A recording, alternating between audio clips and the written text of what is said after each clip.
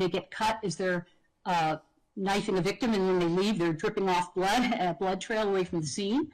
It can be left on a weapon, the victim's blood on a weapon, or say touch DNA from the perpetrator on the handle of that weapon, and so forth. So it can be transferred in ways that can help us, assist us in understanding what might have happened and who might have been involved. Can I stop you for a moment, please, Dr. Ballard?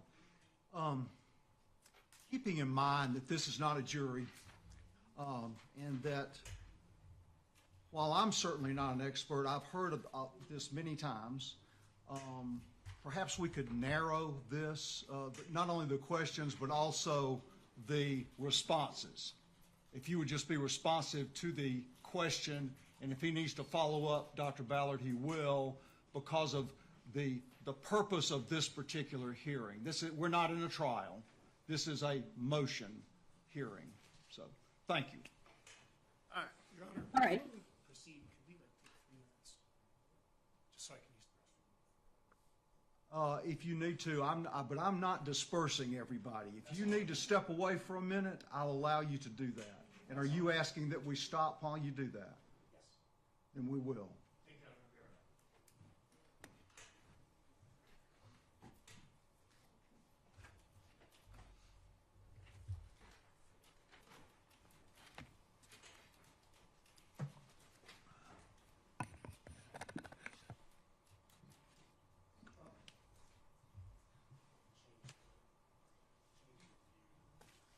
Yeah, that would be, come on around, let's do that.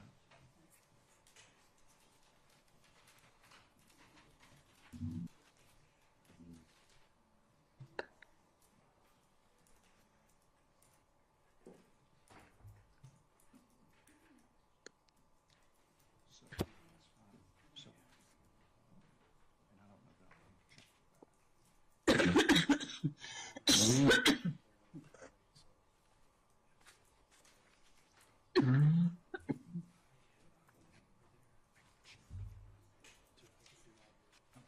But you can't do what you just did from now. I cannot do that. Okay.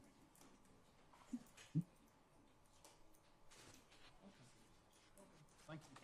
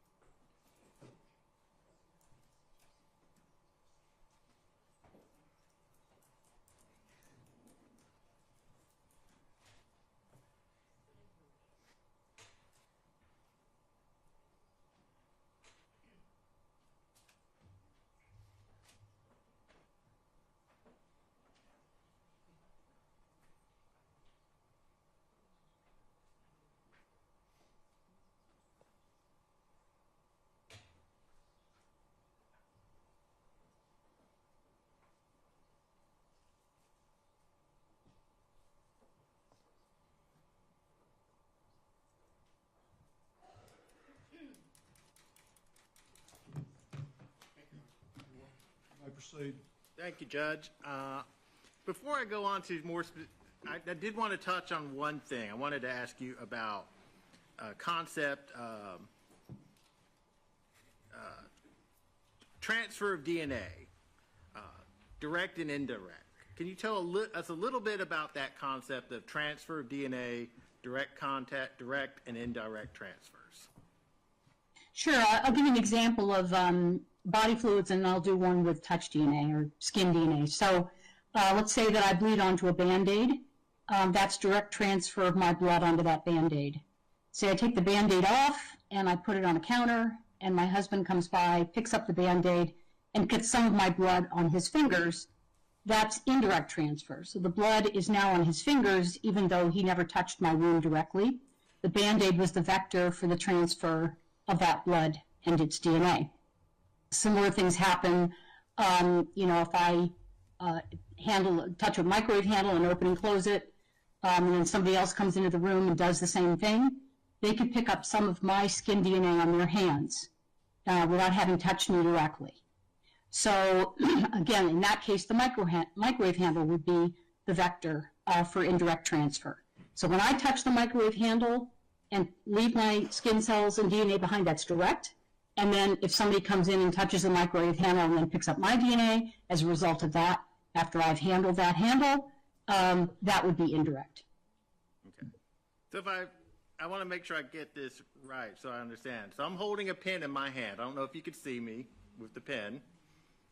If you pick up my pen, you could leave your DNA on the pen? Yes. Okay.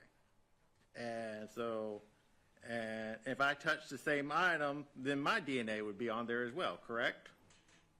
Correct. It could be. And then if I've been handling this pen all day and I went home and I opened the door to my house, could your DNA be on the doorknob as I opened the door? It could be.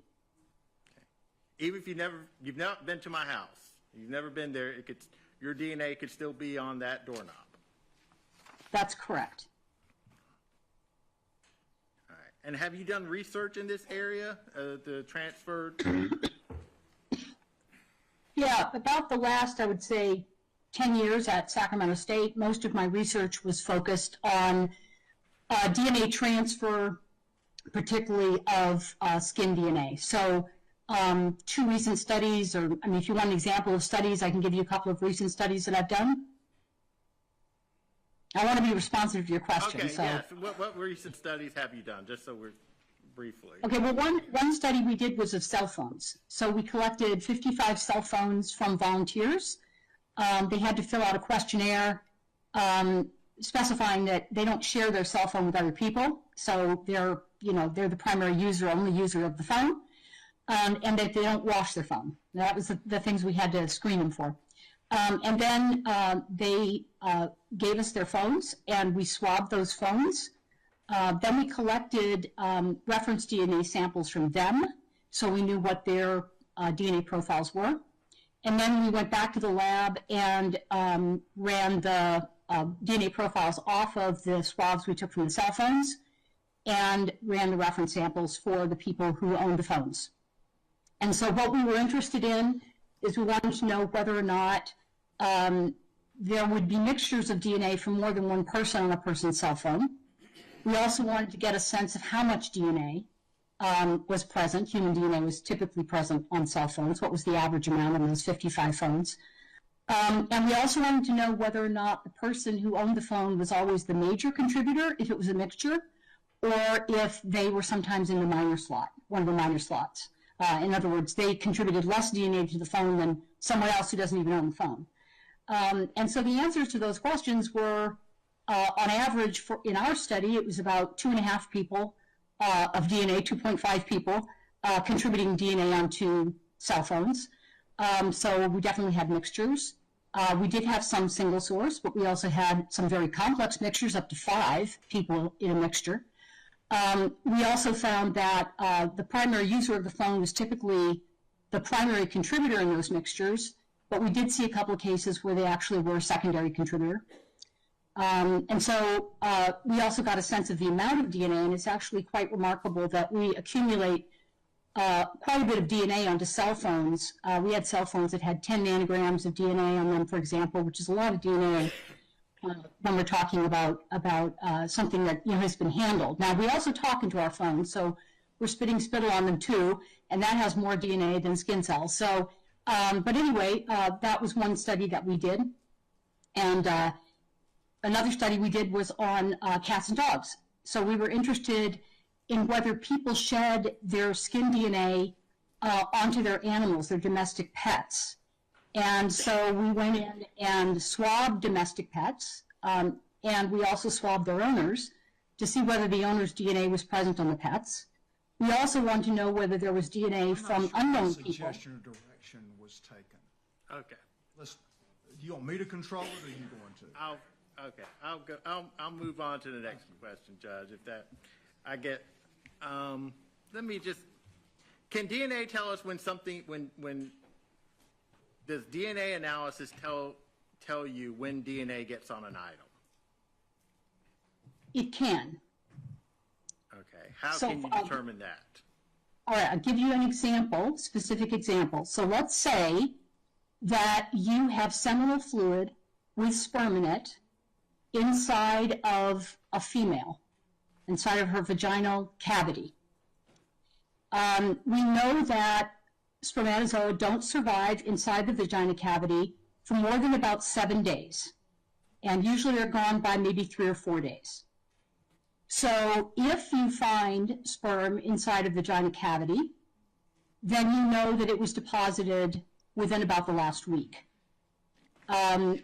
That's why with sexual assault exams, we want victims to come in quickly. So there are conditions in forensics where we can actually say something about the timing. But if we're talking about an inanimate surface, like, for example, I swab a piece of clothing and I find DNA, then it's very difficult to know. I mean, there really isn't any way of knowing exactly how long that DNA has been there. We don't have a good way of doing that yet. So it could have been deposited there, months, weeks, days, even in some cases decades. I've seen contact DNA or touch DNA actually recovered from items even decades after they've been touched. So we don't know in those types of items. Okay, let me ask you, can you tell how it got on, when you're talking about contact DNA, touch DNA, can you tell us, can DNA analysis tell us how it got on that item? It can tell you, so I do consider the amount of DNA we're talking about. I like to do DNA yield calculations in all of my case reviews because I want to see whether we're talking about a few cells worth of DNA, which, could get there almost in so many different pathways, both indirect and direct, or whether we're talking about hundreds or thousands of cells worth of DNA, in which case, if I got that, say, from the collar of a shirt, I would be very unlikely, I would think it very unlikely to be indirect transfer of that DNA. So even with contact DNA, if we're sort of talking about amounts, and we're talking about extremely large amounts versus extremely small amounts, you still can say something about how it might have gotten there. All right. I want to talk about going back in time from about October of 2024. Were you contacted by Mr. Ibarra's trial defense team? Yes, I was. Okay. And do you know, how did they contact you? As I recall, they contacted me by email and wanted to know whether I was available to work on this case. Okay. And when you have dialogue with attorneys, and would you have told the trial team what you would need, what you would need to in order to complete your review of the evidence? Yes, I usually send them a complete list of DNA discovery to request from the DA because most attorneys don't know what to ask for. And then I'll also give them a time frame for my review. All right. And so what is your time frame for review? Typically, from the time I receive the full discovery to issuing a report is about 6 weeks. Okay. Now, back in October 2024, did you have other cases that you were working on at that time? Yes, many. Okay. Can you give us a couple, a couple cases that we might have heard of? Well, I was working on the University of Idaho student murder case at that time. I can tell you that. That was taking up quite a bit of my time. But there were numerous other cases that I was working on that very week when Mr. Donnelly contacted me. Okay. At that time. Did Mr. Donnelly talk to you about specifics about what scheduling order for the trial and motions? Did he talk to you about that? I don't remember specifically. I know that he asked me about my time frame, and I explained that to him. I have email correspondence on that.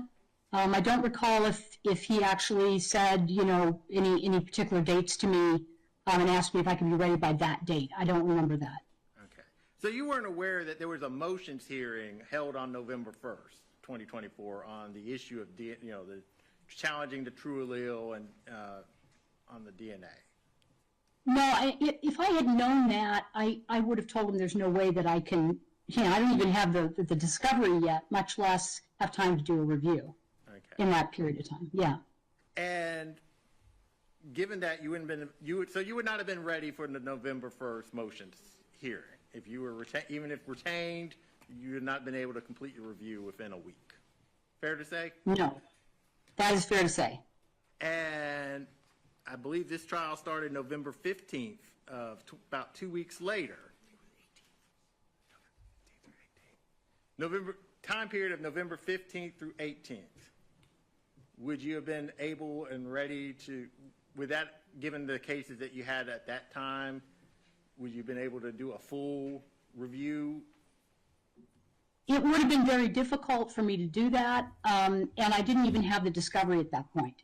So the 6-week time frame is coming from the day that I get full discovery. And part of what I do immediately when I get discovery is to go through it and see what's missing. And once I realize what's missing, there can be additional time required for me to get what I'm missing, and then to get the lab to respond to that and give it to me. And so the clock keeps moving. So the answer is that unless every star aligned, and all of that came to me, and I was able to push everything aside, I would not have been able to do it now. And you were like the Idaho student killing, you were already retained on that case. So you already had deadlines and work that you were having to do on that case. Yes, and many other cases too. Many other cases. Yes. All right. Yes. All right, Your Honor, if I may move to the podium to introduce them. Right, and while you're doing that, I'm going to take care of another quick matter. Come on. While you're getting set up.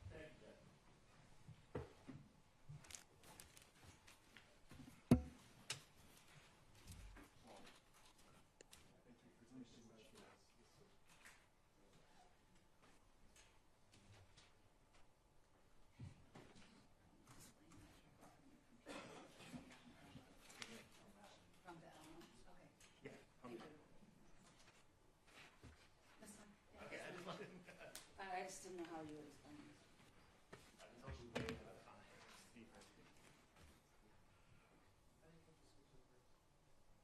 He'll hit the judge. I'll switch.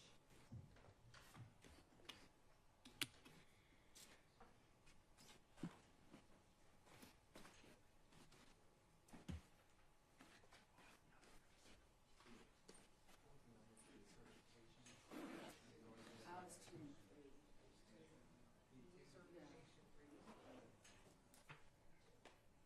But that's probably different than your certification. Okay. Yeah, do yours too. All right, hold on. No, because mine might. Okay, that's fine. We'll do that. Because mine also is really defense persons.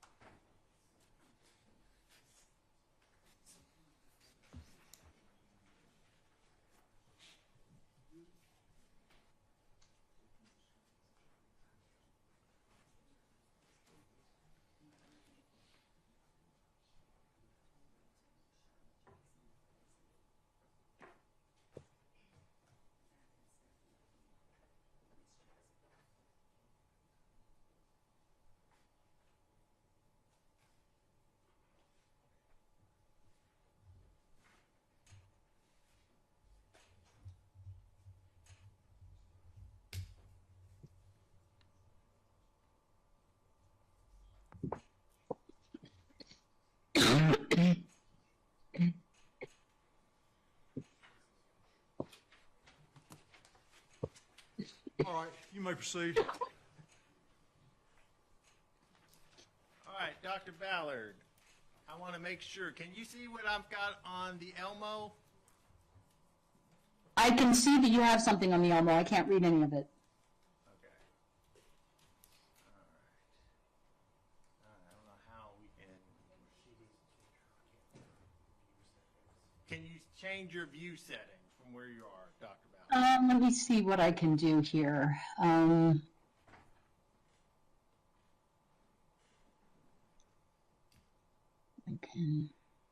can get the layout, do a full screen, see if that does it. Do stack view. If you do stack view, you should be able to see it. Okay, I'll try stack view. Yeah, I've run on stack view. It's a little better. Good afternoon, Dr. Ballard. I can see I have gotten access to the data. Okay, I can read it now. Okay. I'm going to show you what's marked as Defense Exhibit 1. Do you recognize this email addressed to yourself? The state would have no objection to the admission of Defense Exhibit 1. Once admitted. One's admitted. All right, with that, I'm going to show you what's marked as Defense Exhibit 2. From that email, were you able to go to access the information? Well, let me ask you, do you recognize this screenshot? Yeah, it looks like it's the links to the various folders from the crime lab. No objection to Defense 2. Two's admitted. Thank you.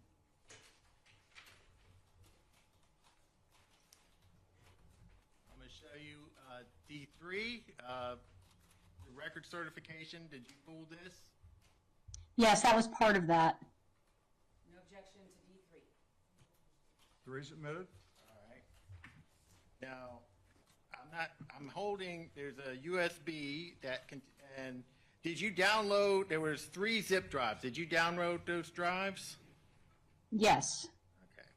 Your Honor, at this time, I've had some discussions with the state as far as D4, 5, and 6. These are the zip drives which we have downloaded that was accessed from the State Defense Exhibit 2, downloaded. We've given it to the state for them to review. We'd ask that be admitted at this time. Just D4? D4, 5, and 6. What's 5 and 6? Each one. D4 is zip file 1, 5 is zip file 2. Oh, are they all on the same thumb drive? They're all on the same thumb drive. Can we just have D4 for the... We can do that. It's one thumb drive, so it'd be very confusing if it has 3 different numbers. We can, D4, we'll ask that you do D4, Judge. And Judge, I have no objection to the admission of D4 with this caveat. So this is the conundrum we find ourselves in with virtual witnesses, which is why I rarely waive my right to cross them in person, but I'm doing it in this case, and I did willingly once I got the report. Usually we would have the witness authenticate it, and we can go through it that way, but she can't do it where she's at. So I've made an agreement with the defense attorneys that I will agree that D4 is what they gave their witness from the GBI. I can't verify whether it's exactly what I have, and we don't have time for that, but I am happy to stipulate that D4, based on defense attorney's recommendation, or not recommendation, but their assertion, that D4 is the data that this witness was able to access from the GBI server, and it was downloaded onto a thumb drive, which is D4. And I'll state in my place that's what happened.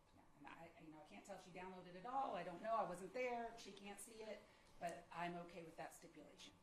I will admit D4 with the reservation stated by the state. Thank you. And based on the review, did you review those files? Yes, I did. All right. Just a couple of other things. Did you prepare a report in this case? Yes. I'm going to show you, and this is now marked D5. No objection to the report, D5. Five's admitted. Okay. And this will now be Exhibit D6. Did you create a spreadsheet? Yes, I did. Okay. No objection to D6. 6 is admitted. Thank you, Judge. With that, if I may, you want me to present this to your court reporter? That'd be fine. Thank you, Judge. Let me just do that, and I can go back to the table. That completes our portion of evidence that we are admitting.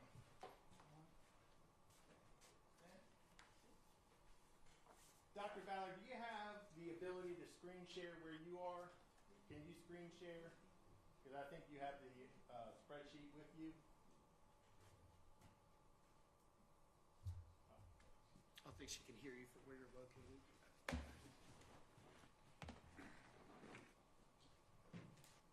Sorry, Dr. Ballard. I think I was just talking while I was walking through the courtroom. Do you have the ability to screen share where you are? Can you share? I should be able to if you give me permission. Judge, we would ask for permission to screen share. She may.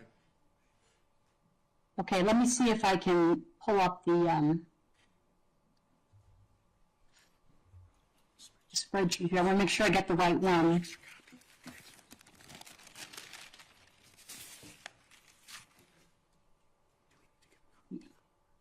See if that's the right one. No, that's the wrong one, so sorry. I've got to pull up the right file, so if I could just give me a second here. And while she's doing that, Judge, we can we've already prepared. We've given a copy to the state. If Your Honor, we could give you a courtesy copy as well. Thank you.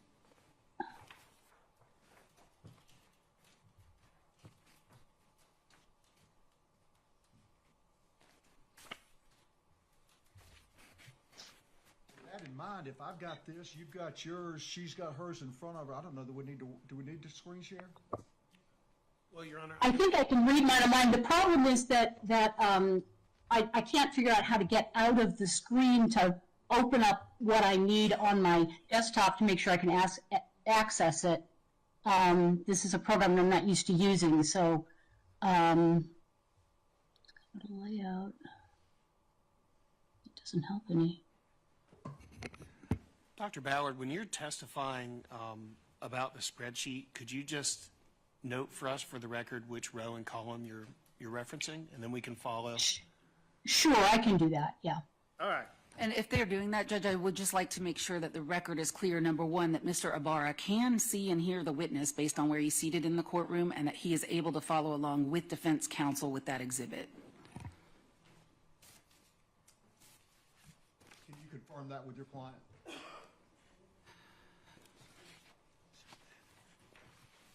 Ms. Smith will come over.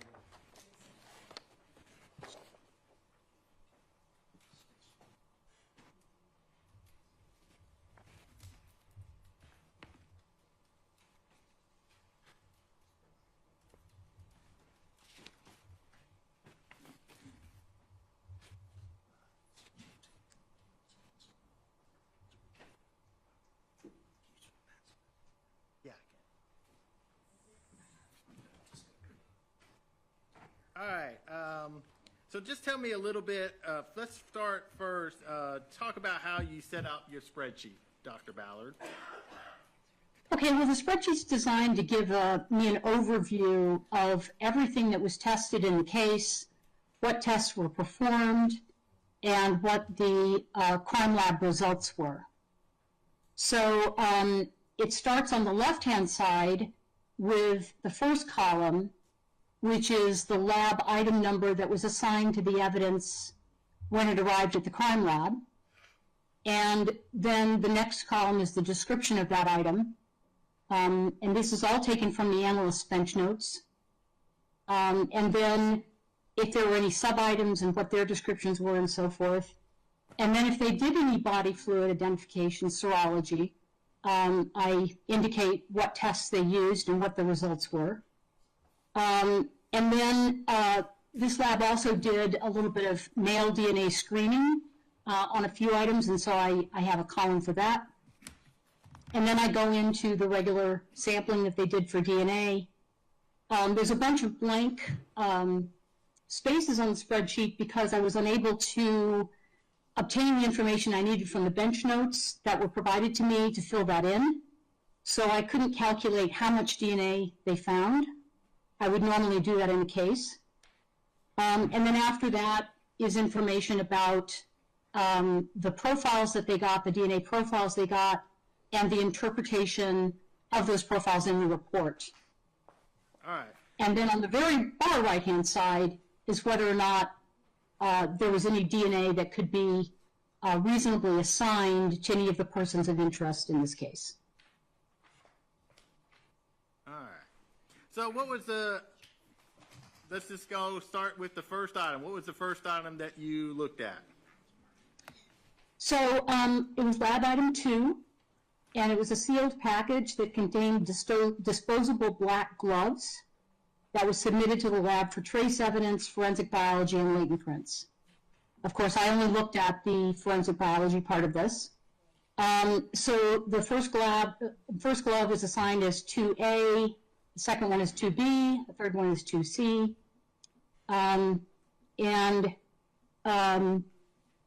Then they went into serology. So they actually did test these gloves for the presence of blood. And this laboratory uses 2 different tests for doing that as sort of backup, I guess, to make sure that the results they're getting are correct.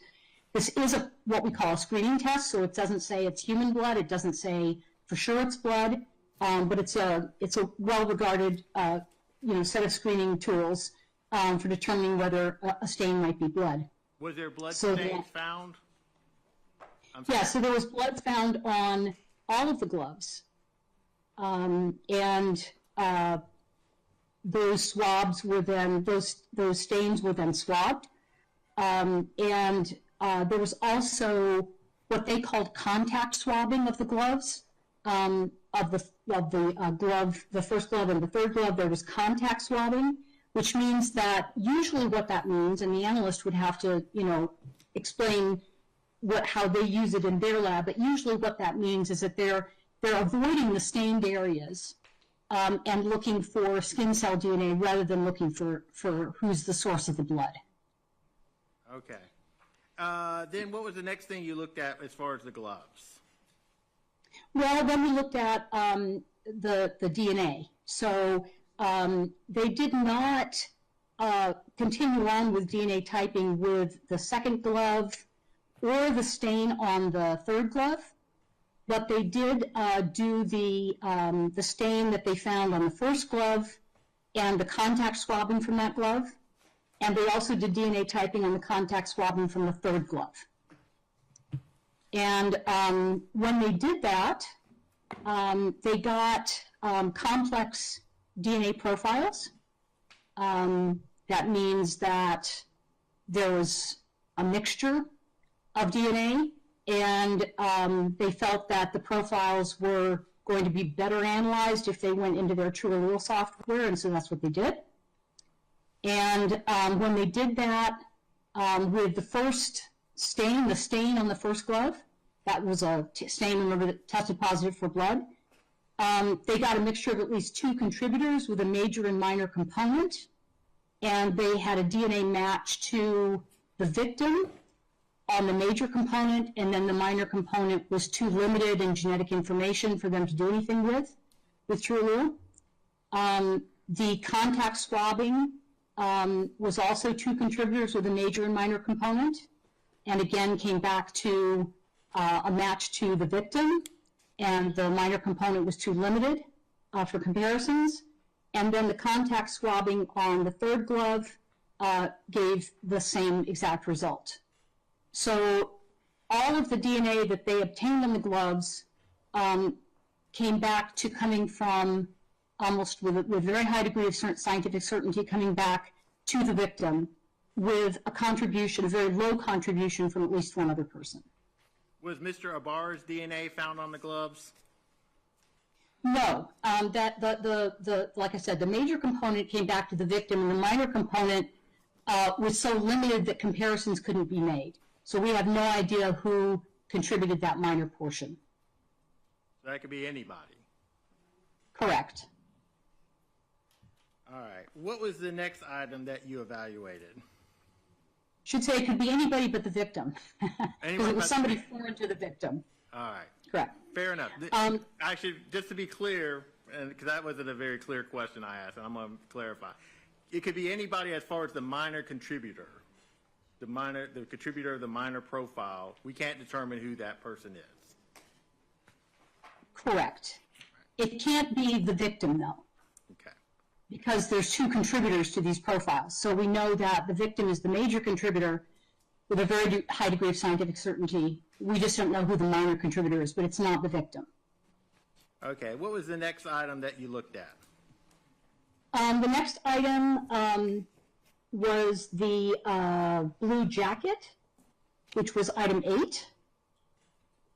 And on the blue jacket, they did test a stain, looked like, I guess, like a blood stain on the jacket. And it was also positive in those 2 screening tests for blood. But they didn't take that one forward for DNA testing, so we don't know whose blood that is. They did do also contact swabbings of the jacket. So again, I'm assuming that this is areas of the jacket that were unstained. So trying to get information about possible skin DNA transfer, for example. And when they did that again, they got a complex profile, which is very common off clothing. You know, the analyst decided that this was best analyzed by true allele, not a manual interpretation that she could have done. And the result of that was at least 3 contributors to this profile. And there was a DNA match via true allele to the defendant as well as to the victim. And the other people of interest that were tested here, Diego Ibarra, and I can't remember the name of the other Ibarra, begins with an A. Arianes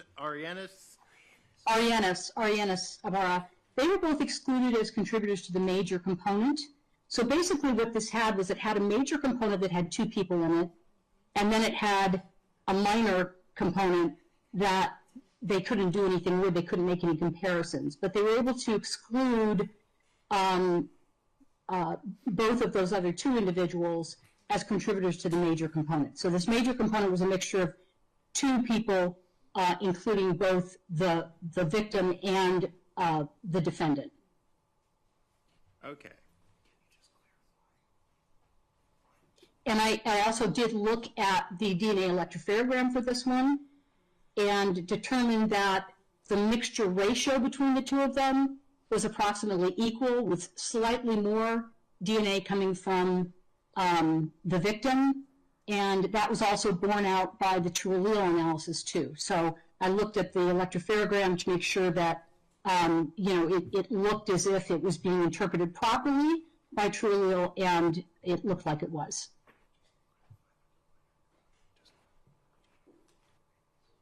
All right. Does the minor profile, does it rule out Diego or Arianes? No. It does not. No. It's, again, one of these ones that is too low in information for them to make any comparisons. Okay. So they're only ruled out as belonging, having contributed DNA to this major mixture. Okay. So, and I'm keep mispronouncing his name, but Arianes and Diego cannot be ruled out. Is that correct? That's correct. Nobody can. Okay. And can you tell from, so we know that so from your review, you see that DNA from Mr. Ibarra and Ms. Riley is present on the jacket. Does that result in and of itself, does that tell you when and how the DNA got there? No. Okay. And like for when could have the jacket for Mr. Ibarra, when could that have happened? Do you know? Can we tell? Well, it's hard for me to tell for 2 reasons. I mean, one is fundamentally it's very difficult to say that. No, you can't say. I mean, he could have been wearing the jacket months, weeks, days, or at the time of the crime, before it was collected by the police. So in this particular case, it's we don't know when it got shed on there. The same thing for the victim's DNA. It could be possibly that when the analyst swabbed this, she was actually picking up some of the victim's blood without realizing it, like tiny spatters or something that she didn't see visually. I'm going to So maybe that's the source of the blood. at this point. There's an objection, Dr. Ballard. I need to- Objection speculation. Judge, she's testifying as an expert, giving her opinion based on what she reviewed. As Allow it. You may continue. Okay, or it could be she wore the jacket at some time. It could be that she grabbed the jacket. There's really no way of knowing how her DNA got there, no. I also don't know exactly where the jacket was swabbed. That wasn't clear in the analyst's bench notes.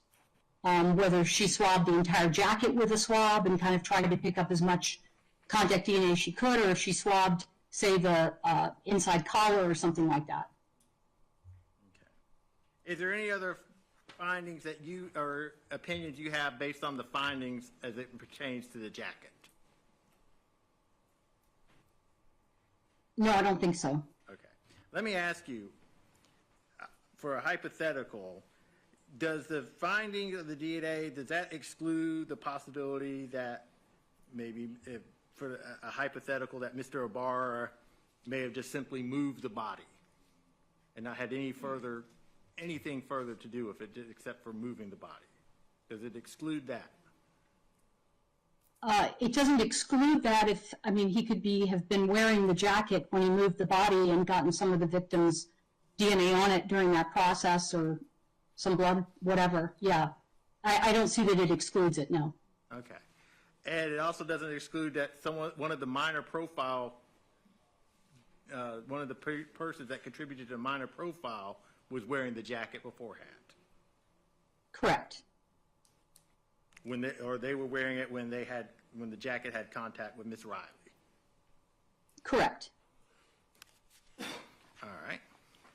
What was the next item that you reviewed? The next item was item 14, which was a sealed sexual assault evidence kit from the victim. It contained some vaginal swabs, anal, perianal swabs, and oral cavity swabs. And what they did was the analyst screened those for male DNA to see if there was any male DNA present, and did not find any, and so there was no further testing of those items. Okay. So no male DNA found, correct? Correct. All right. We'll move on then to the next item. What was the next item that you reviewed? Item 15, which was a sealed package containing a blood stain from the victim, which was taken in order to obtain her reference DNA profile for comparison purposes. Okay. So is this like a control sample? Would that be fair to say? Well, we wouldn't call it that. We call it a reference sample. But the idea is that, you know, when we're making these comparisons with TrueAllele, we're asking TrueAllele, is this person a potential contributor? Is this person a potential contributor? And to do that, TrueAllele needs to know what the profile of that person is, right? So that's what that was taken for. Okay. So I don't think we need to ask anything further on that. What was the next item that you reviewed? The next item was item 18, which was a sealed package that contained the fingernail clippings, a collection kit taken from the victim. And there were two sub-items there. There was fingernail clippings from the right hand. There, in the bench notes, it appeared that the analyst noted there was some red-brown staining on those. And there were also some fingernail clippings from the left hand, which also appeared to have a little bit of red-brown staining of some kind. And those were assigned as 18A and 18B. 18A, the analyst took a wet and a dry swab, it's called the wet-dry technique or double swab technique. It's very common to collect evidence from the clippings. She assigned that as item 42. And then she also did the same procedure with the left-hand clippings, and she assigned that as item 43. So going forward into DNA, those were items 42 from the right hand and 43 from the left hand. And what were your next, based on that, what was your review on that? What was the next thing you reviewed? Right. So the laboratory actually did two different types of DNA profiling on the sample. One of them is the normal DNA profiling that we do. This lab uses a kit called GlobalFiler, and it amplifies and types short tandem repeat markers from both males and females. And it's the one that has this very high level of discrimination when you get a good profile. There was also another kit called YFiler Plus that was used by the lab that looks at the same types of markers present only on the Y chromosome, which is found only in males. And so there were two different types of profiles to review and that are in my spreadsheet. When they did the Y-specific or male-specific testing, they got what appeared to be one male haplotype, which is what we call a profile off the Y chromosome. And what the lab was able to say was that it was consistent with the Y profile of the defendant and also the RNS, Ibarra. And just for context, in a family, the Y chromosome is passed intact from fathers to sons. So if two people are biological brothers, or if they are male biological cousins whose relatedness is through the paternal line, they're all going to have the same Y chromosome, and they're going to carry these same markers, so they're going to have the same haplotype. So anybody in that male line could be the contributor of the DNA, including these two particular individuals of interest in this case. So that's what the YFiler Plus told us. They then went into the regular GlobalFiler test and produced a profile there.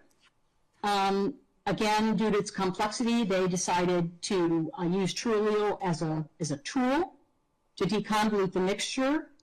TrueAllele came back with at least two contributors, where the victim was actually assumed as a contributor in some of their calculations.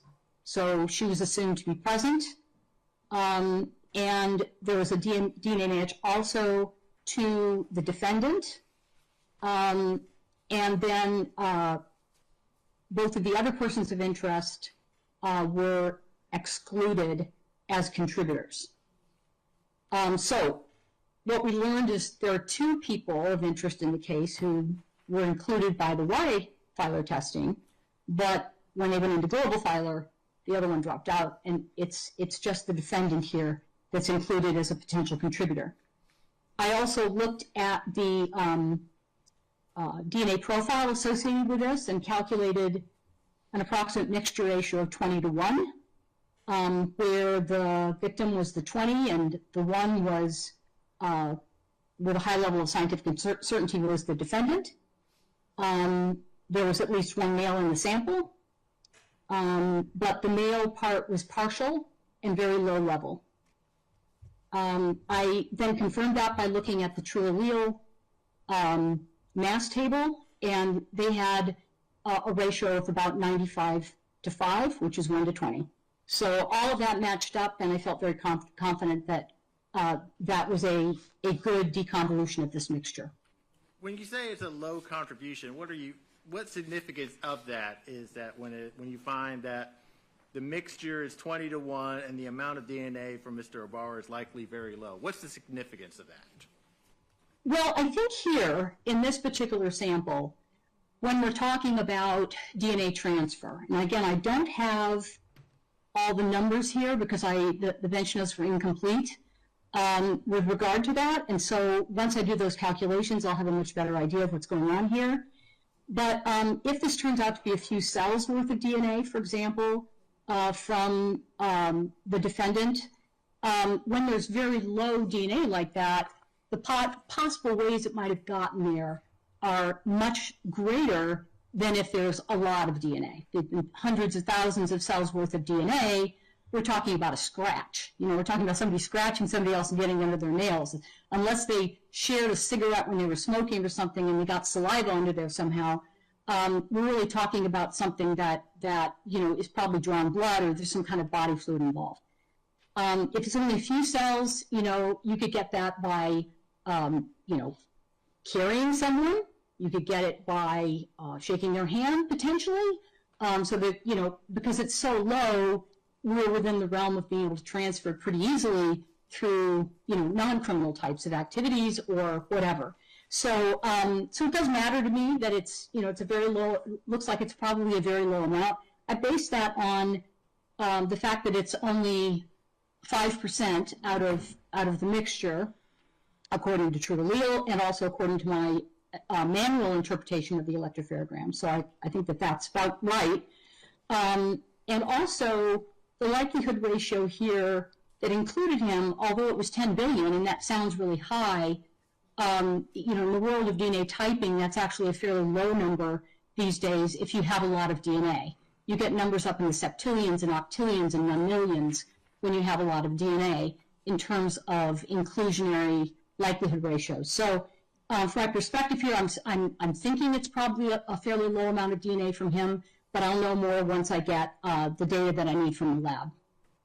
And just for the you were retained earlier this month, January 6th, correct?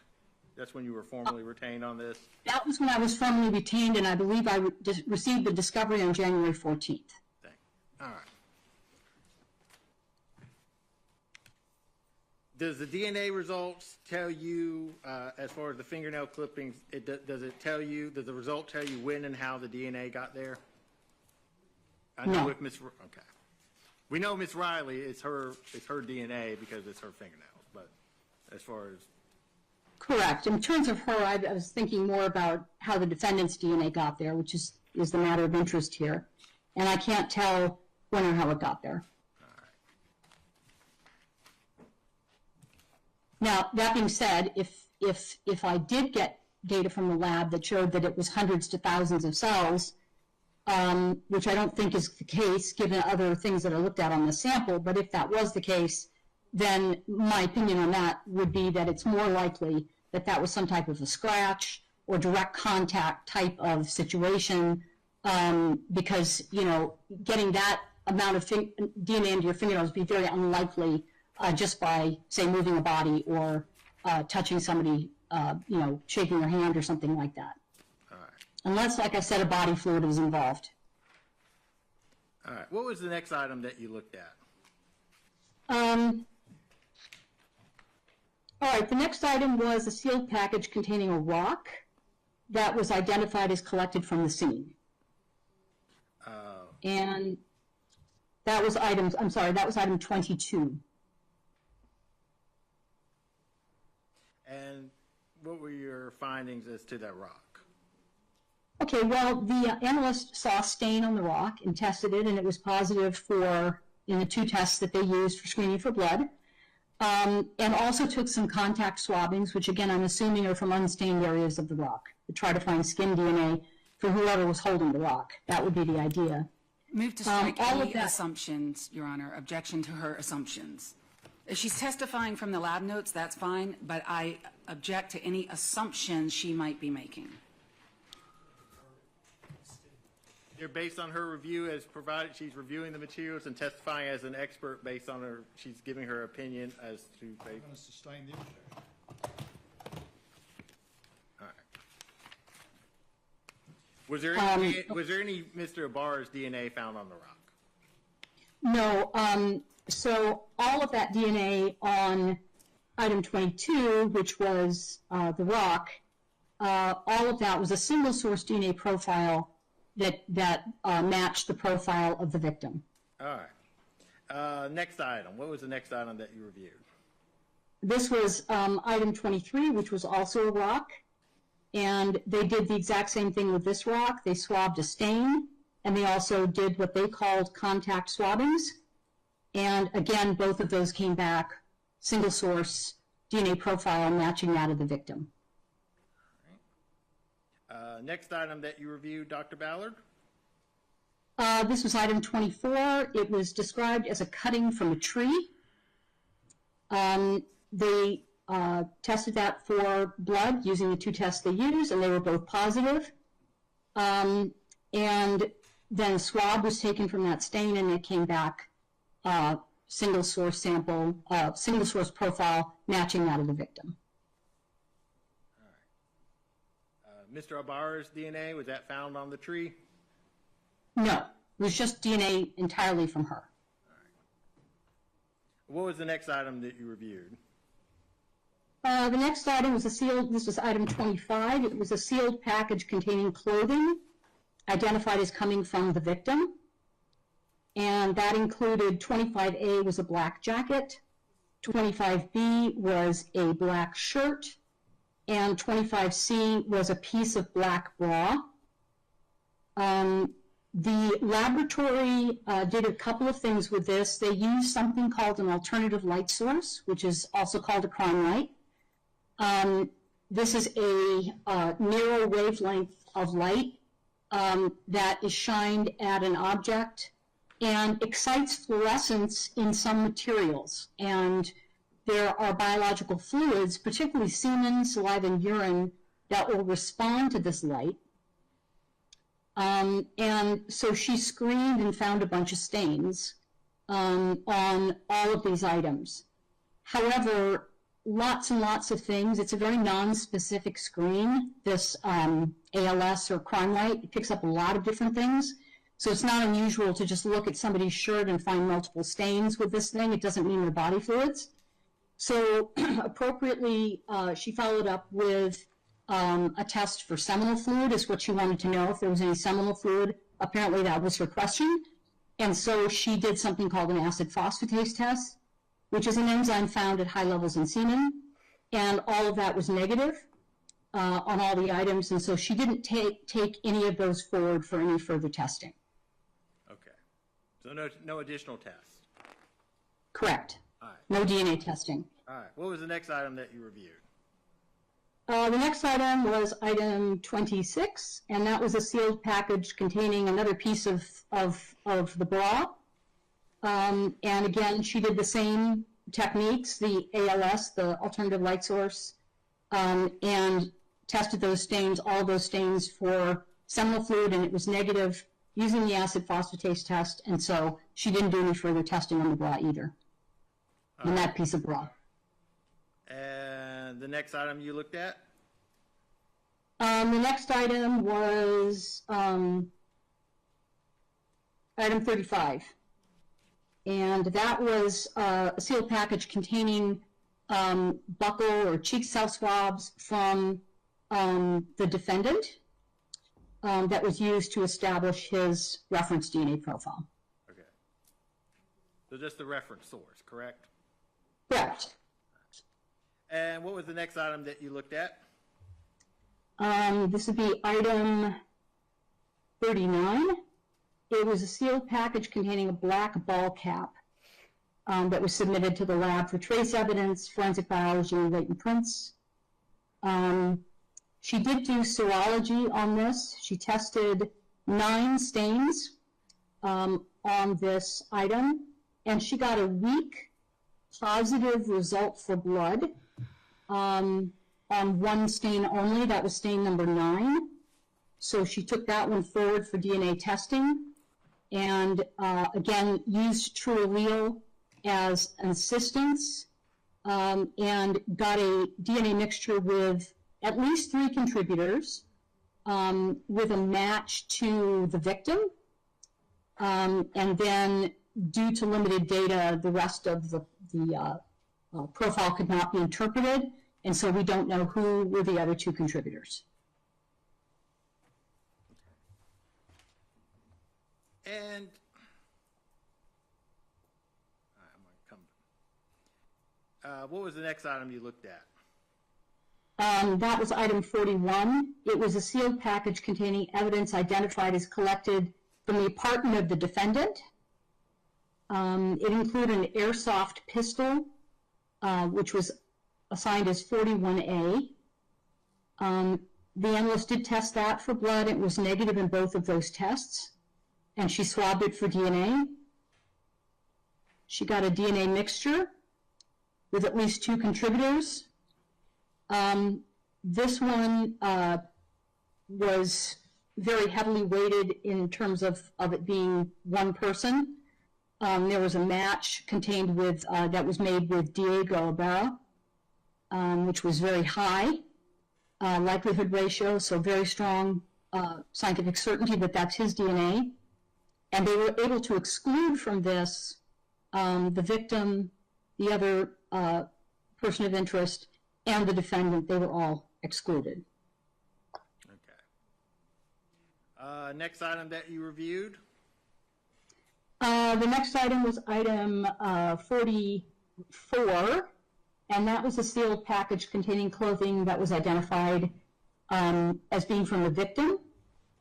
There was a pair of black pants, that was 44A, gray panties, 44B,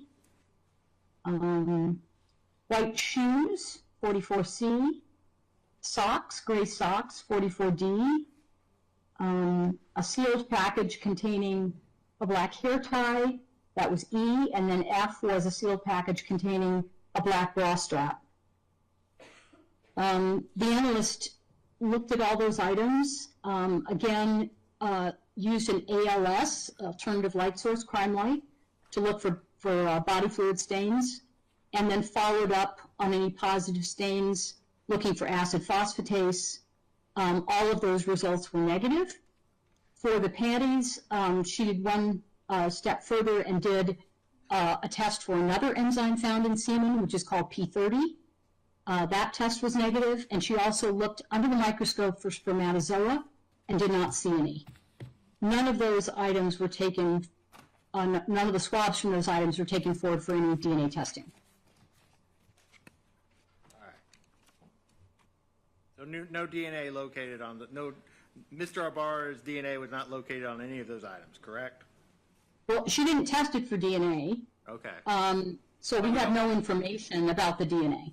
Thank you. We just know that there was no indication of seminal fluid. Okay.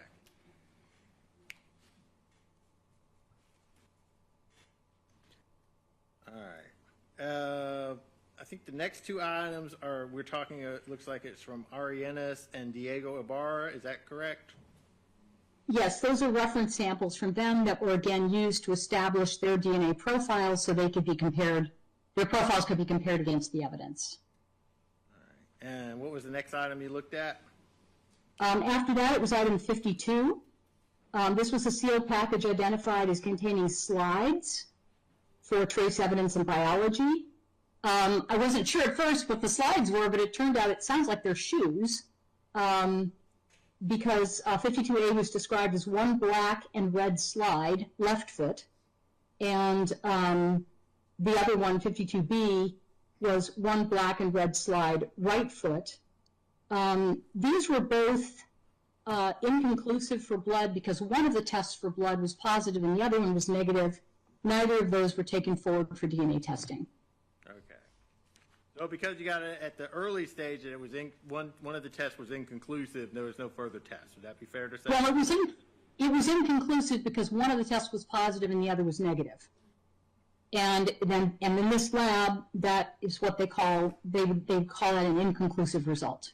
Okay. And that's generally typical for labs. Would that be fair to say? I would say that I was actually impressed that this lab used 2 different tests to screen for blood and uses that as a sort of a way of confirming their results. I thought that was actually a very good way to do things. Most labs use just one test. All right. And what was the next item that you looked at? So that was item 53. Also contained slides. There was one black and red slide, left foot, one black and red slide, right foot. Again, testing for blood. In this case, both tests were negative. Okay. And so there was no DNA testing done on those. All right. And I think, is there one more item that you looked at? It looks like there is, there's actually a couple more. Okay. So there's item 54. was the clothing of the defendant, and 54A was a red shirt, and 54B was a pair of red, white, and black shorts. And the shirt was inconclusive for blood because the two tests did not give the same results. Same thing happened with the shorts, and neither of those was taken forward for DNA. All right. And then the last item. So there was a sealed package containing evidence that was found somewhere near or within some distance of the crime scene, I think near some type of pond. It was a foam cup with a lid, and there was a straw. That's So not- 64A was the foam cup, and 64B was the straw. They tested the foam cup for an enzyme called amylase, which is found in saliva, and that was negative. They didn't take that sample forward for any more testing. The other one, the straw, actually tested positive for this enzyme that's found in saliva. And so they went forward with DNA testing on that one. And they ended up getting a DNA mixture with at least 2 contributors. And one of those contributors was, with a high degree of scientific certainty, the defendant. And there was also DNA from another person. It was a fairly equal mix of the two of them. So there wasn't like 95-5. It was much closer to 50-50 between the two of them. And they were able to exclude the victim, Diego, and the other person of interest as contributors to this. So whoever it is that's the other contributor to this is not one of those 3. But there's another contributor who's at least drinking something out of that cup. Well, yes, it would appear so. I mean, like I said, I don't have all of the DNA quantitation values, so it's hard for me to say is this amount of DNA consistent with saliva, but they did find amylase there, so it suggests that at least some of this DNA was delivered as saliva. So, and there was, like I said, it wasn't like, a whole lot of DNA from one person and a little bit of DNA from the other. It was a fairly equal distribution, and that was also borne out by the true allele data. All right. In working, and your business now as doing these analysis for defense counsel, do most defense attorneys understand what you have systematically gone through with us and your findings? Do you find that, just in your observation, would an attorney, do they generally understand what's going on before talking with you? Objection to speculation and relevance. Give us that.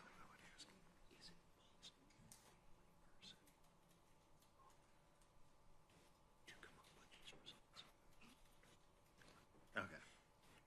Dr. Ballard, is it possible for a layperson to come up with these results on their own, looking at the raw data? No.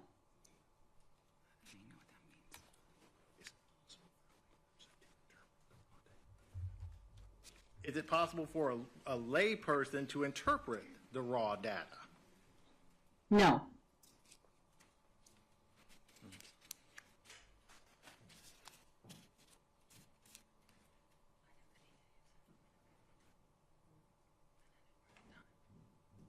Taking.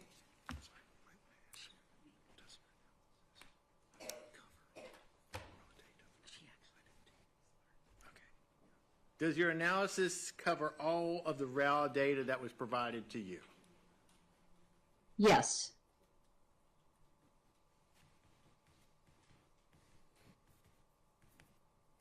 Okay.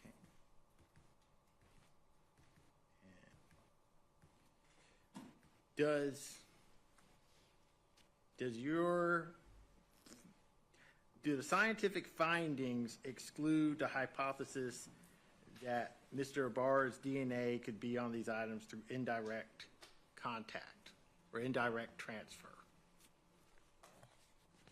No, not that I'm looking at, except I would say with the straw, because there appears to be, and again, I want to confirm this by calculating DNA yields, but appears that there was a very robust profile obtained from the straw. It wasn't a partial profile, and that most likely, at least some of that came from saliva. And so, there's that, and I would take that into consideration, especially if I had the DNA yield data. That would not be a form of indirect contact. And certainly, when you test a blood stain and it comes back to a particular person, or that person is by far the major contributor to that, that looks like it came from blood. So that would potentially be more likely to be direct, although it could be indirect. But in a lot of these cases, I cannot tell whether it would be direct or indirect. And like I said, getting the DNA yield data will really help me with that. And generally, when you do your, is it common for you when you have the time and to be able to reach out to states experts and talk with them, and is it have dialogue with them and tell them, hey, this is what I'm missing? Is that something that has happened in your practice in doing? Yes. Yes. Your Honor, I think I am finished. I just want to just make sure, confer with co-counsel, and we might just have. Did I answer that already?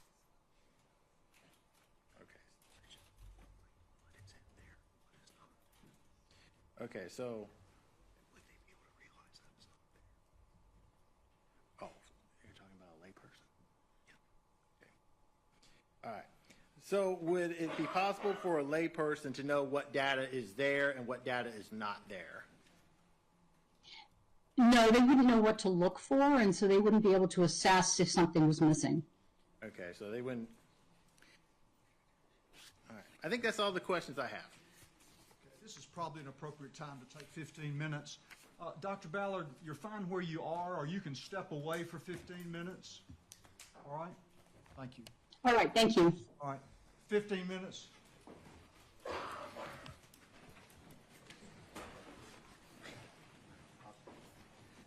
Judge.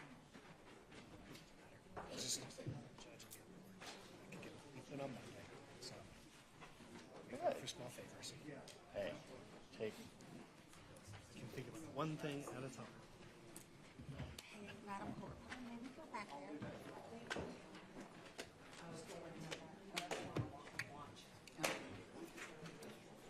Yeah, well, it's up to, There's something uniquely human about asking for God and everybody. It's like, we can focus on your testimony right now. Well, hey, that's. Okay. 15 minutes.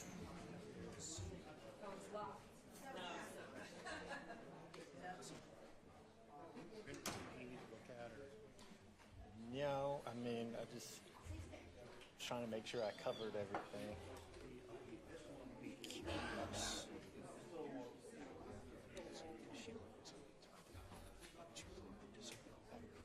Because she thinks she's got their qualifications data over there. I'm just curious how the next part's going to go. I'm curious too, but I trust that. We shall see. Oh, sorry.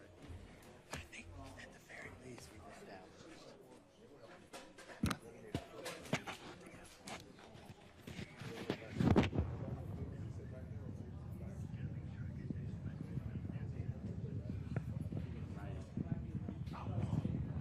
And I'll do that on read.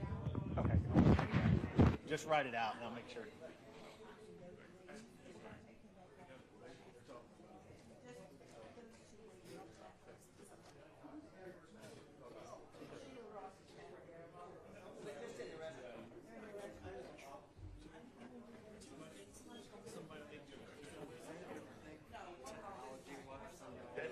Now, what Sheila has, I'm done with the technical. We'll just check. You have to ask Ms. Ross. Depends on how quickly she answers, but at least 30 minutes. We need like presentation. Yeah, I'm gonna show her things. Okay. Just not presentation things, but I need the Elmo. Okay, yeah. Great, because she'll be able to see the Elmo, right? She does, yes, she does. Yeah.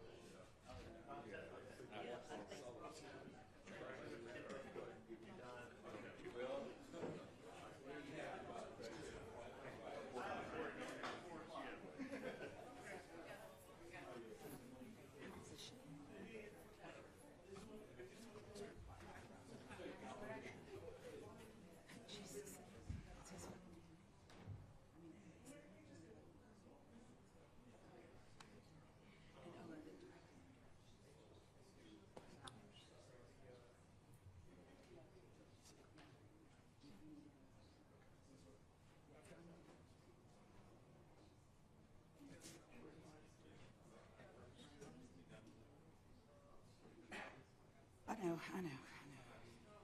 You know what? You're absolutely right. I need Santana. Santana. Maria.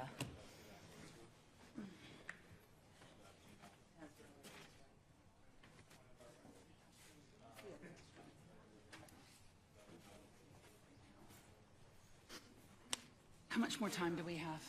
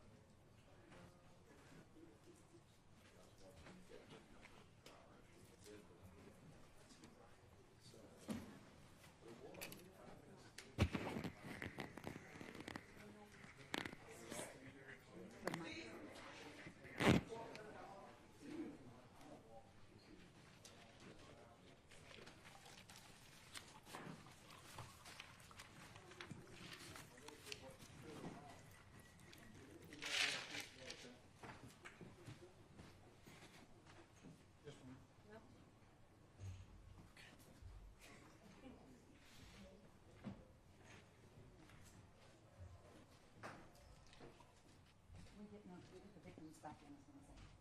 Can we get the victims back in? The victims' family, can they all come back in, please?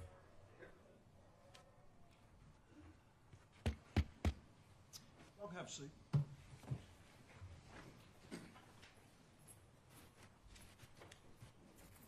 All right. You were finished with your direct, as I recall. We are finished with our direct. Ms. Ross, any questions?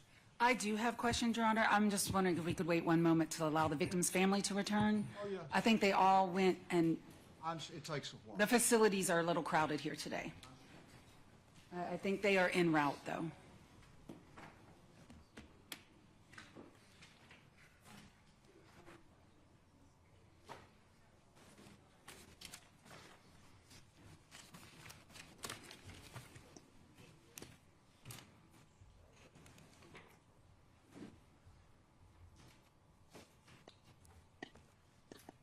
Minutes in this setting is aspiration.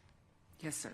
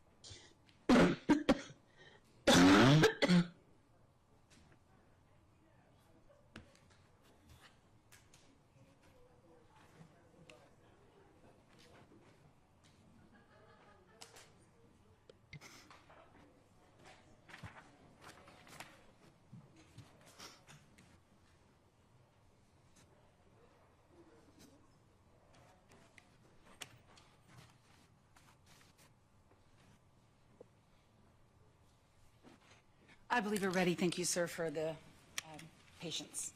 Proceed. Thank you. And I, with the court's permission, may I stay seated for cross-examination for the microphone? Thank you.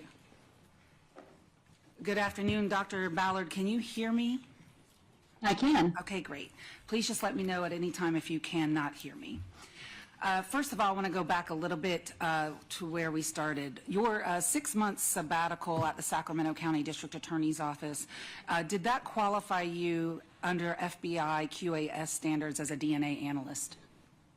No, that's not what that was about. Okay. Have you ever been qualified as a DNA analyst? Not in the way that you're suggesting. So you're suggesting, working in a crime lab, doing evidence, all of that stuff. I've never worked in a crime lab in that way, no. I want to talk to you a little bit about the timeline. So it appears to me, based on what I've been able to read, and please correct me if I'm wrong, you were formally retained on January 6th of 2026 by appellate counsel in this case. Is that right? That sounds correct, yes. On January 14th of 2026, you note in your report that the discovery was given to you. Is that correct? Yes. And I know that some of the discovery is what's contained in Defense Exhibit 4, which is predominantly the raw data from the GBI. But I noted, or you noted in your report, that you reviewed some other sources, correct? I'm not sure what you mean. Well, on page 3 of your report, you say you reviewed the map of the crime scene, States Exhibit 154. Did you do that? Yes, I did. Okay. Number 3, trial transcript, volume 1, page 257, the examination of Preston Norris. Did you review that? Yes. And then 4, selected police reports for information and background only. Did you review that? Yes, to get the case background, so I understood what the crime was, what the crime was about. Yes. All right, and then on January 29th of 2026, which was just yesterday, you produced a 6-page report. Is that correct? Yes. And between January 6th of 2026, when you were retained, and until yesterday, when you produced this report, how many hours did you spend? Well, I didn't start spending any hours until I believe it was the 14th when I had a meeting with the attorneys, that's sometime. Yeah. But I didn't start really spending any time on it until I got the discovery. All right, I don't care when you spent the time, I'm just trying to get a total time. Total time. I would say by this time, I'm just looking, I keep a record of these kinds of things, so I'm looking at it, it's probably have been maybe 12 or 13 hours. Okay. Now, I want to talk to you about your chart, which has been admitted as Defense Exhibit 8. And I heard you say that this was a chart of everything tested in this case. That was what you testified to on direct. Do you mean all the serology and DNA, or did you mean everything actually tested in this case? No, my focus is just what the lab received for biology testing and the tests, the serology and DNA they did on that. I didn't look at latent prints, I didn't look at ballistics, I didn't look at any of the other things that could have been submitted as evidence. So for that we're clear on the record, did you read any of the trace evidence reports produced by the Georgia Bureau of Investigation in this case? No. Did you read any fingerprint reports, either from GBI or from what is called the Athens-Clarke County Police Department? Did you read any fingerprint reports? No. And did you consider any of those things in forming the opinion that we heard you testify here today? No. Did you see any videos of the defendant wearing the Adidas hat that was tested for blood? Did you see those videos? No. Did you see any videos of the defendant carrying the blue jacket that you have discussed the testing on? No. Did you see any videos of the defendant discarding those bloody gloves that you have discussed? No. Okay. So you form your opinion based solely on the things that you've told us about already, correct? Correct. And you told us there are some things that you didn't have.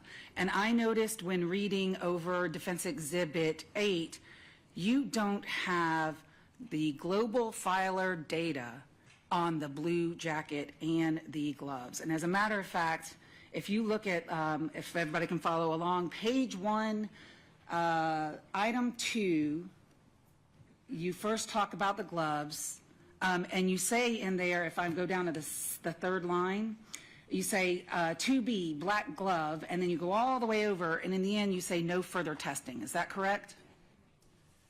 For the middle glove? Yes, for 2B, you say no further testing. Correct. And going underneath that, for item 3, the jacket, item 20 is the cutting of the stain, which you've talked about. There was blood on the jacket, right? Yeah, it was presumptively positive in those 2 tests. And you write no further testing, correct? Correct. Would it surprise you to know that you are wrong about that? Well, in my review, I did not see that testing reported. Well, you had the opportunity to review the trial transcript, correct? I have not reviewed the trial transcript except one thing on the trial transcript. Okay, your DNA, go ahead. Yeah, so that, no, I have not looked at that yet. Okay. I have not done a complete review of this case yet. I don't have all the materials, and I have not had time to look at everything. So that's why I make a list of all of the things that I relied upon to come at my opinion at this time. If you had read the trial transcript, Ashley Hinkle, the DNA analyst, testified in the trial. Would it surprise you to know that she testified at trial? No, not at all. And she testifies at trial to the results, global filer results. And just so we're clear, global filer means traditional DNA testing, right? We're not talking true allele, right? Correct. Okay. And that Ms. Hinkle testified to global filer results of both the gloves and the jacket, and that those results are that the blood on the jacket, or that stain, which was blood, went on to DNA.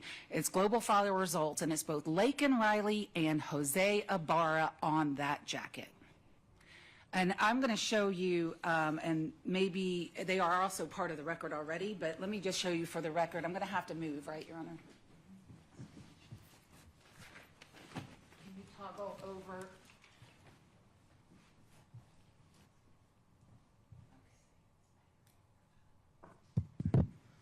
Can you hear me now that I'm over here? I can hear you. I can't really read that report, but I have a copy of it somewhere. What's the date on it? Well, this report is dated February 29th of 2024. And it is, and I have had it marked for State's Exhibit 4 for the record, but it's already part of the record because it is attached to the Daubert transcript, Your Honor, which is November 1st of 2024. This is State's Exhibit 4, and so that everybody knows, it's already attached to the record. But have you read this report? Okay, so I have a report dated 2/26/2024 that was a blood report. I'm just looking to see the first DNA report and what the date on that was. So just give me a second. The first DNA report that I reviewed was on, I believe, 3/14/24. Is that this one? No, this is 2/29. So if you could look back at the screen, and just for the record, I'm going to go ahead and move to admit States 4 so that we can all follow along, but it is already, again, part of the record because it's part of the Daubert transcript. Any objection to 4? No objection, it's already been admitted in previous hearings. Case 4 is admitted in this proceeding. I'm showing you page 2 of 4 on State's Exhibit 4, which talks about the major profile obtained from the cutting of the blue jacket. Item 3 matches the profile of Laken Riley. The frequency in which the major profile, and it goes on. But those are global filer results. And you had not seen those prior to me showing you these today? Correct. I don't have that report as far as I can tell. And below that, there's also global filer results from the black glove on that same report. And you do not have that as well, correct? Well, I have some global filer data on the gloves. So which one, specific one are you talking about? Well, you can read it. Is it 2B or 3B? I can't read it from there, honestly. It's 2A. Okay, 2A. Yes, I have that. That's in my report. Okay. It's in my spreadsheet as well. The global filer results and the traditional trio allele results on the, the traditional DNA results on the gloves. On glove A, on 2A. Yes. Yeah, I have that in my spreadsheet. So you have that in your spreadsheet, but you do not, and you would agree with me, you do not have the global filer results of the jacket, the cutting from the jacket of the blood, which is both Correct. Laken, Riley, and Jose Ibarra. Right, I have the contact swabbing that was taken, and that was also a mixture of the two of them. Yeah. Okay. So it doesn't surprise me, but I did have that from the contact swabbing. Did you, for the record, read the November 1st, 2024 Daubert hearing that was done in this case on the DNA? No. I'm going to show you now, or do you have, let me just ask you this, do you have a crime lab report dated 3/14/2024? I do. And on that, is that safe for me to say that is the YSTR results of the fingernail clippings of Laken Riley, correct? Both left and right? Yes, and also there's also some global filer testing on that as well. And I did not see this in your report, and I want to know if you saw this on State's Exhibit 5. And again, State's Exhibit 5 is already part of the record because it's part of the Daubert. I would like to move to admit State's Exhibit 5, which is a crime lab report, which she has, just so we can be clear on the record. Any objection, Mr.? No objection, it's already part of the record in this case. 5's admitted. Showing you page 2 of 3 on State's Exhibit 5, which is the YSTR haplotype results, right? You follow me there? Yes. And yes. you see in the yes, highlighted? Okay. So in that report, it clearly states that Diego Ibarra, even though he is a male paternal relative of the defendant, was excluded as the donor of the DNA underneath Laken Riley's fingernails, correct? Well, he was excluded. First of all, they did not include him in the Y haplotype, so I don't know whether he's just not related, and he thinks he is. my reading of it was that there were two people that could be included under the Y haplotype, and that was the other person of interest and the defendant. But then the other person of interest was eliminated in the global filer testing. Yes, so Diego Ibarra was eliminated. Are you talking about Diego when you say the other person of interest? Because that's confusing. No, I'm talking about I can't remember his name. You're talking about Argenis, right? Argenis. I'm going to write it down so that I remember. Okay, well, in the global filer data and in the true allele results, both Argenis and Diego were eliminated as the source of the DNA underneath Laken Riley's fingernails, correct? Let me just look at it so I'm saying it correctly, okay? Yes, that is, let's see, I'm looking at that, hold on. Fingernail clippings, right hand, at least 2 contributors, and then DNA match to defendant and exclusion of both of those individuals. I think I can go back to my seat for now, Judge, and I'll go back when I can because it's a little awkward. Right, so for both true allele and YSTR, Diego Ibarra was eliminated, correct? Correct. Okay. And in your data that you put, you say on this is Defense 8, the first page, item 18, the nails. You talk about the YSTR results, AI, which is presumably Argenis, and defendant, JAI, I guess that's Jose Antonio Ibarra, and male relatives and their paternal line. And then you cite the frequency. But what you don't say in that line is what is in the result on State's Exhibit 5 that I just showed you, is that Diego Ibarra was eliminated as a donor on the YSTR, right? Correct. They did not include him as that, so I'm assuming that his haplotype is different. Well, if you read the trial yes. transcript, would it surprise you to know that the DNA analyst in this case testified that Diego Ibarra has a genetic mutation which excluded him in the YSTR results? Okay, that seems reasonable. Okay. Yeah, that can happen sometimes. All right. Yes. They can be related, but then he has a unique mutation that was not carried by the rest of the family, and that can happen. It's rare, but it can happen. Okay, so if I hear you correctly, and looking at the DNA results in this case, on the jacket, the blue jacket, Jose Ibarra and Laken Riley's DNA from contact swabs, it's on the jacket. You were not privy to the blood results, correct?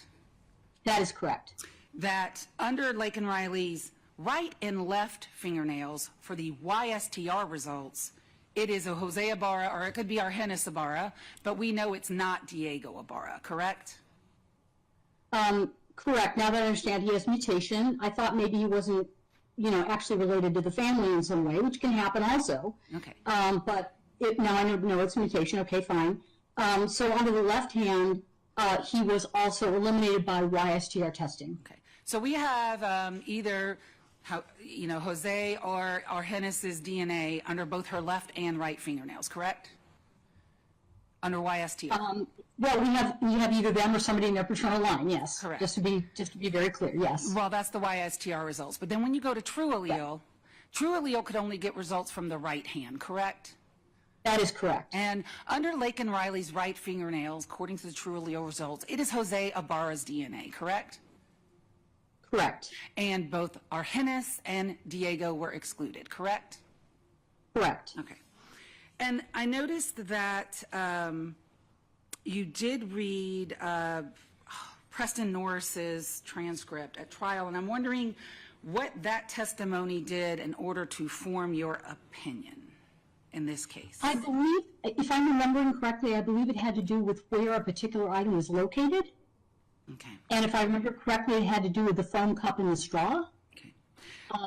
Because there was some confusion about where that was actually located with respect to the crime scene. Okay. That's what I'm remembering. Okay. I want to talk to you about your conclusion first, because I heard you testify on direct about half of your conclusion, but I want to talk about the whole conclusion. And I'm not blaming you for that, by the way, Dr. Ballard. You did not question yourself. So please don't take that wrong. I'm looking at page 5, the bottom of your report. And it's the last bullet point. Are you with me? I'm going to get there in just a second. I'll wait till you get there. Okay. At the original trial, the prosecutor argued that the defendant's DNA got onto the items when he murdered the victim. You have to flip the page, page 6 at the top. The original trial defense team argued that it got there when he helped his brother, Diego, who they hypothesized was the real killer, move the body after the fact, and that the defendant was not involved in the murder. Your conclusion, tell me if I'm wrong, I'm going to read it verbatim. Both hypotheses are reasonable explanations for the crime lab, serology, and DNA findings, and I can come to no informed opinion at this time as to which scenario is more likely, correct? Right, and I'm just talking about, what I'm talking about there is what the DNA, serology and DNA evidence are telling us in the case. I'm not talking about anything else, So just that. You're not talking about his right thumbprint on Laken Riley's cell phone that was found 8 feet away from her body. You did not consider that in reaching this hypothesis.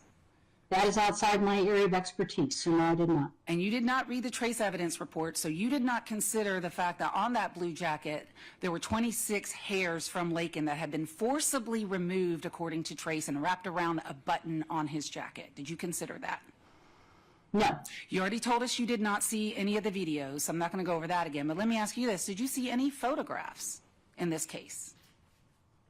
I saw some photographs of the crime scene evidence at the crime lab.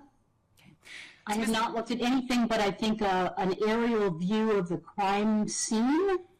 I remember that photograph, but I didn't look at any autopsy photos. I didn't look at any other types of materials yet. So I want to ask you, did you see any photographs that were taken by the GBI?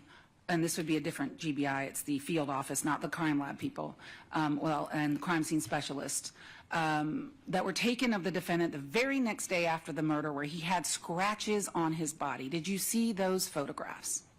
I do recall seeing something like that. I'm not, that is outside of my area of expertise, whether those are scratches or not. I'd have to leave that to somebody who does wound analysis. Okay. So, but I remember seeing some photographs that were in the stuff that I had available to review. Do you agree with me, Dr. Ballard, that hypothetically speaking, a victim who is fighting off her attacker and scratches him, that could be a reason for that person's DNA underneath her fingernails, correct? Correct. That can happen, right? Yes. And that's real. The science supports that, correct? Correct. And you didn't look at the photographs, or did you look at the photographs and forming any of your opinions that you just told us about? Which photographs? Of the are you talking defendant's, about? of the defendant's body the day after the murder. I remember seeing some, but like I said, I'm not a person that can look at those types of wounds and come to any conclusions about them. So you'd have to get a wound expert to talk about whether those are scratch marks or what. Okay. I don't know. Okay. And you told us also that you would need some quant data. And what do I mean by that? The quantitative data, can you explain that for the record? You would need the quant data on the DNA to perhaps reach more meaningful conclusions, correct? That's correct, yes. And your testimony was that you did not see that data and the stuff that was provided to you on Defense Exhibit 4. Is that correct? So, so for the reports, the first two DNA reports, and those were the ones dated, just for the record, I'm not going to worry about the male screening report. I don't care about that one. But the DNA report it was dated 3/14/24, and the DNA report for 5/16/24. I did not have the full quantitation data provided. Okay. I did have the full quantitation provided for the report that did the straw, which was on 8/26/24. And in none of them did I have an indication of the amount, the actual amount of DNA in microliters that the laboratory had from these samples immediately prior to the DNA quantitation step. And so I need all of that in order to do a full analysis. Right, and the DNA quant data could be, well, I've looked through I had a little time this morning, we had a little delay, and so I had some time to go through Defense Exhibit 4 this morning while we were waiting. And would it surprise you to know that I found the quantitative data, at least on the fingernails, in Defense Exhibit 4 this morning? I would. Okay, let me show you Find something. Please, I'd love to see it. I'm going to go back to this microphone. And the quant data and the way that the files were presented on Defense 4, they were TIFFed files. Do you know what I mean by a TIFFed file? Yes, it's an image file. Okay, when you opened the image file, were you getting multiple pages of that image or just one? Multiple. Okay, so States Exhibit, what I'm going to go ahead and mark, and I'm going to go ahead and mark and move to admit States Exhibit 7, 8, 9, and 10 for the record. Any objection? I think it's already in evidence, it'd just be a demonstrative at this point. 7, 8, 9, and 10 are admitted. Okay, this came from Defense 4. Do you see States 10? Can you read it? I can sort of read it, and it's what I need. It Right. looks like exactly what I need if that's for items 42 and 43. Right. What I've highlighted, is that the quantitative data that you were looking for? Yes, it is. It is. I don't have it. So I don't know if it didn't download when the files came over, when I downloaded on my computer, or what happened, but I do not have it. States Exhibit 9. I'll put my finger over there. You see where it says quantity? Or my finger, my pencil, pen.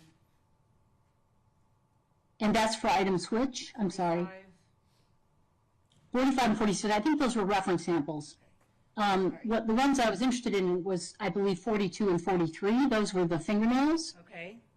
And then the jacket, which was, I have the quantitative data for the straw. Okay.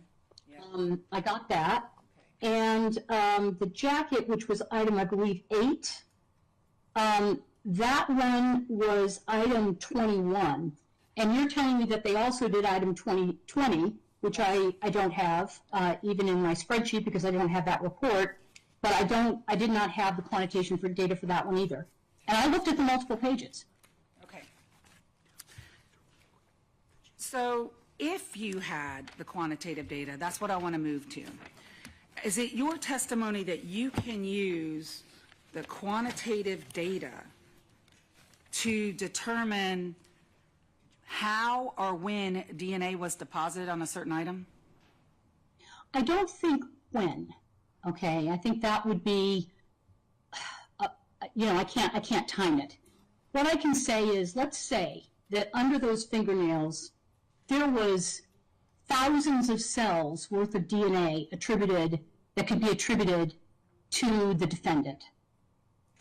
That to me is out of the range of he moved a body, okay? That's out of the range of, somehow getting there some other way through a different type of activity than scratching, right? On the other hand, if there's 8 cells worth of DNA on those fingernails, I have good papers that support the fact, research that supports the fact that DNA can get transferred under the fingernails of people, and actually if you take people and you swab their fingernails, about 30% of them have DNA from unknown people under them. Well, and So it's not, this transfer can happen. So that's what I'm saying. So that's why the quant data is important to me, because it tells me what world we're in. Are we in a world where there's a possible explanation that this could have happened, do say moving the body, just one example, shaking somebody's hand, those kinds of activities? Or is this something that really can't be explained by that? Okay. And I'm absolutely open to both possibilities. I don't know which it is at this point, because I didn't have the quant data when I put my spreadsheet together. Now that if I can get a copy of it, I will incorporate that into my spreadsheet, and that will inform my decision further. Okay. And your decision is made solely on serology and DNA results, correct? Yes. And you absolutely don't even consider trace evidence, fingerprint evidence, video evidence. You don't consider any of those things informing your opinion? No. Okay. And you said there's papers on it. This is what I want to ask you. What is this type of analysis called? What is it referred to in your field where you use quant data and you try to attribute how it got there? Yeah, so it's typically called TPPR. Yeah. So it's basically transfer, prevalence, persistence, and recovery. And how many times have you testified in a court of law as to TPPR results? Many times. Okay. And had you had any Daubert hearings in those many times? Or I know you testified in California, Kelly Fry, you're familiar with that standard? Yes. Okay. So have you had any hearings on that? No, I have not had any hearings on that particular thing. Okay. So your opinion on that went unchallenged? I guess so, yes. I don't think it went challenged on, I've had other things that I've out, but not that. All right. I want to know what scientific, well, first of all, are your results peer reviewed? Are my results for what? But your conclusion in this case, was it peer reviewed? No. What is peer review? Well, peer review is when you write an article for a journal and you've done research, and then other people review the research that you did and suggest things like, did you think to put this control in? Did you think to add this kind of sample? Blah, blah, blah, blah, blah. And then it goes through another, you go back and do some experiments in the lab, and then you come back and it goes out for another peer review. And eventually, hopefully enough people believe it and feel it was well done that it gets published. Well, that's what we call the peer review process. Okay, sorry. That's in the academic standard. What I want to know is crime lab. So, for example, if you read the trial transcript in this case, the DNA analyst, Ashley Hinkle, who testified that her results in this case, that means every result that she reported, every DNA result from the nails to true allele to the global filer traditional DNA results on the jacket, all of her results were peer reviewed by another certified DNA analyst. That's what I'm talking about. Their work being checked by other professionals in the field. Right, and I'm part of that. Sorry, I am part of that peer review process. Okay. I am a peer reviewer for their work. That's what I'm doing here. My question is, who's peer reviewing your work? Peer reviewers don't get peer reviewed. Okay. I'm a peer reviewer. I didn't do the actual work myself. So the answer to my question is no one peer reviewed this report that I read. I have people that go through my reports. I have people that look at my spreadsheets and make sure the calculations are correct when I do yield calculations and like that. I have that kind of thing. But in terms of my opinion, I'm coming to it as an expert, and I'm peer reviewing the work at the lab, and then I'm contextualizing it for the attorney. That's my job. Okay. So would my peer reviewer need to be peer reviewed also? Well, I mean, I don't know when that process is supposed to start and stop. okay. So you feel as an expert you don't need to be peer reviewed? Well, I feel like my work needs to be checked to make sure it's accurate, but my opinion is my opinion. That's from all my years of experience and keeping up with the literature in the field and everything else. And other experts might disagree with me, okay? They might not agree, and that's okay. And what I want to ask you then, just based on the science, because we've already established you're looking at the DNA reports and the serology, and you formed the opinion that we've already talked about. Is there any peer-reviewed journals that approve the use of TPPR in forensic U.S. criminal cases? So they're not, the articles are not going to make that assessment, okay? The articles, they do work in that area, and they publish the article. These are peer-reviewed articles. There are over 2,000 of them now on this topic, okay, that are out there in the literature, looking at various aspects. How does this DNA get transferred? All of those kinds of things, okay?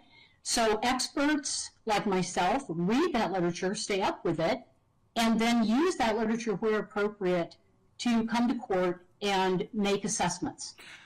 I want to separate my questions up a little bit. I understand LOCAR and the theory of transfer and that every contact has a trace. That's been around since, the early 1900s or 1800s or something. He's French, I get it.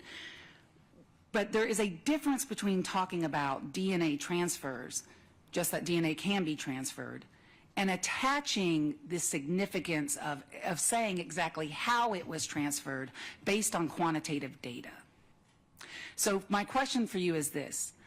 Peer-reviewed journals on drawing a conclusion on how DNA was put on a certain thing like fingernails based on quantitative data alone. Where is the peer-reviewed scientific journals that approve that practice? Well, I don't know of any particular scientific review paper that looked at that, but what you do is you look at the scientific literature. For example, one paper I looked at in this case is called Prevalence and Persistence of Foreign DNA Beneath Fingernails, okay? You look at how much DNA did they find, okay? Was there foreign DNA under it? They looked at cases of different types of crimes, homicides included. And they also looked at, sampling people from the general population and looking at, how many people have foreign DNA in their fingernails, they figure out where it's from. That's relevant in this case. And I'm not going to, I would be doing, in my opinion, I would be remiss in coming to court and not talking about these things. Okay? I would be remiss coming to court and saying, oh, they found thousands of cells worth of DNA under this victim's fingernails. Could have gotten there anyway. Throw up my hands, no opinion. Okay? I would be remiss because I wouldn't be telling the jury what they need to hear about evidence like that. Who is SWIGDAM? SWIGDAM is the scientific working group that is looking at recommendations to the forensics community regarding issues involving DNA evidence, including DNA mixtures.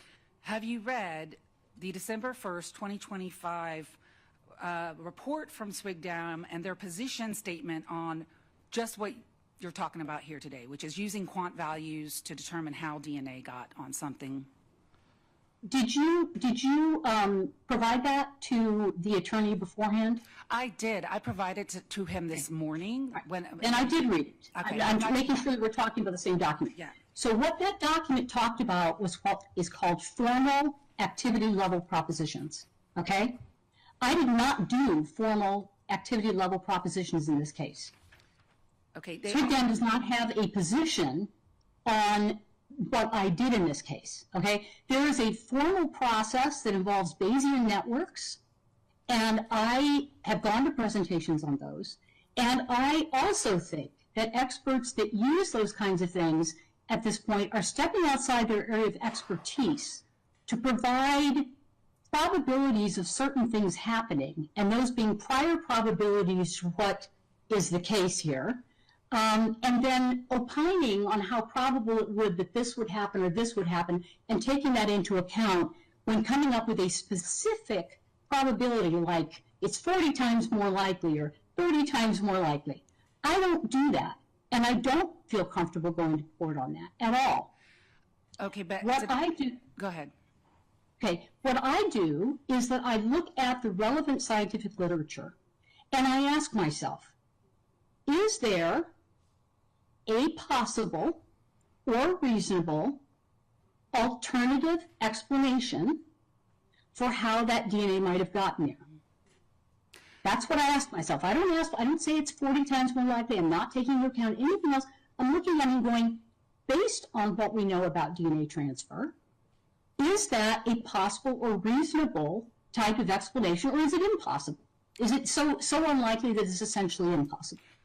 And that's what I come to court and testify on. That is not a formal activity level proposition, and that's what that entire thing you sent to me was about. Okay, well, I'm going to move to admit States Exhibit 6 at this point, which is the SWIGDAM position paper. No objection. 6 is admitted. If you could, Doctor, going to page 2 of that SWIGDAM working group paper. Yeah, I've got to put my hands back on it.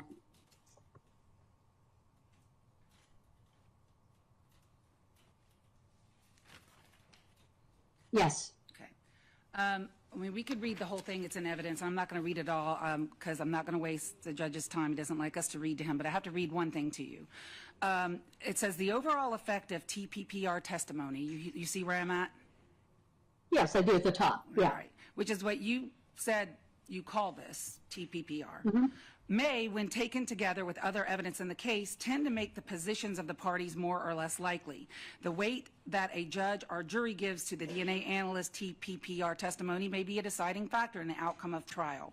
And they go on to give a formal statement that says, formal ALR or TPPR in its present form is not suitable for use in the United States criminal justice system. Do you see that? And do you agree with that? Well, yeah, I actually do, and I didn't do that. But That's you what I'm telling you. did- I did not do formal ALR in this case. But you did just look at DNA and serology reports and just said, well, based on those things, both of these hypotheses are reasonable, right? That's right, but that's not formal ALR. It's a completely different thing. If you look at the last page of this, it says, since analysts will continue to face questions related to TPPR, the SWGDAM chair will task an existing SWGDAM committee or working group with exploring alternatives to the formal ALR approach. So they're still working on this, okay? Right. There are analysts at labs that will not make any statement about what this data tells you about how it might have gotten there.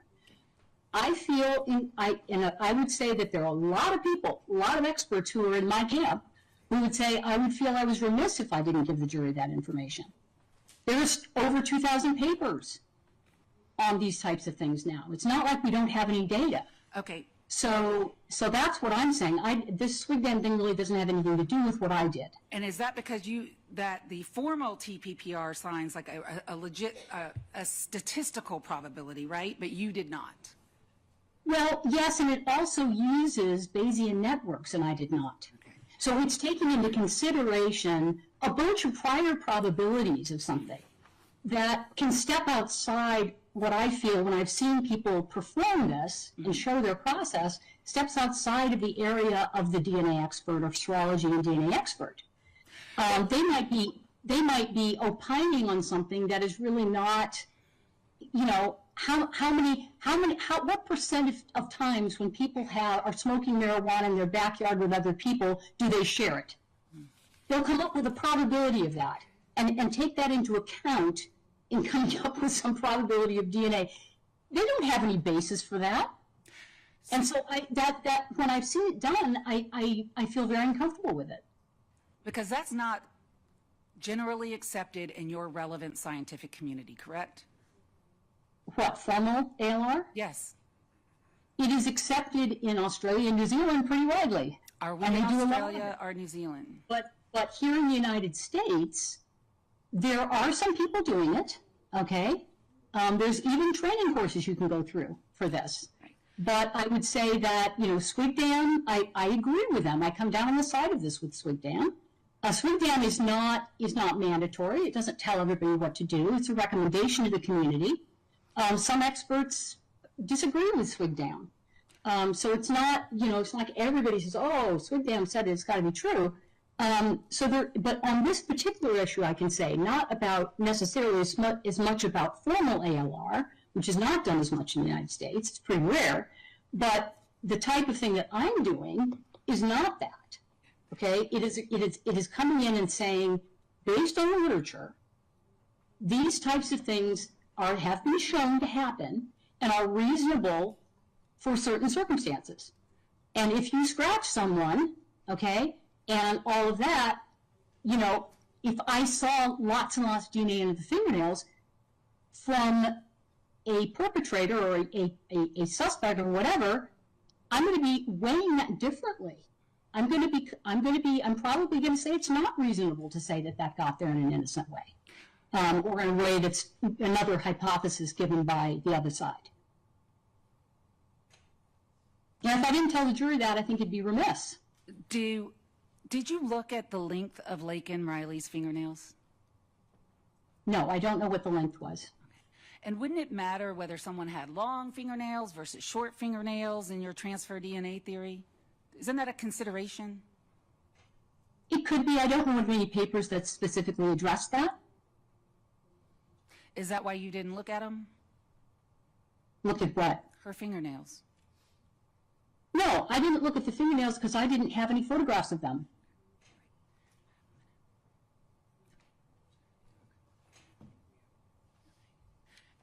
I just have a description of what the analyst did with those nails, which said she swabbed them, so I don't even know how she swabbed them.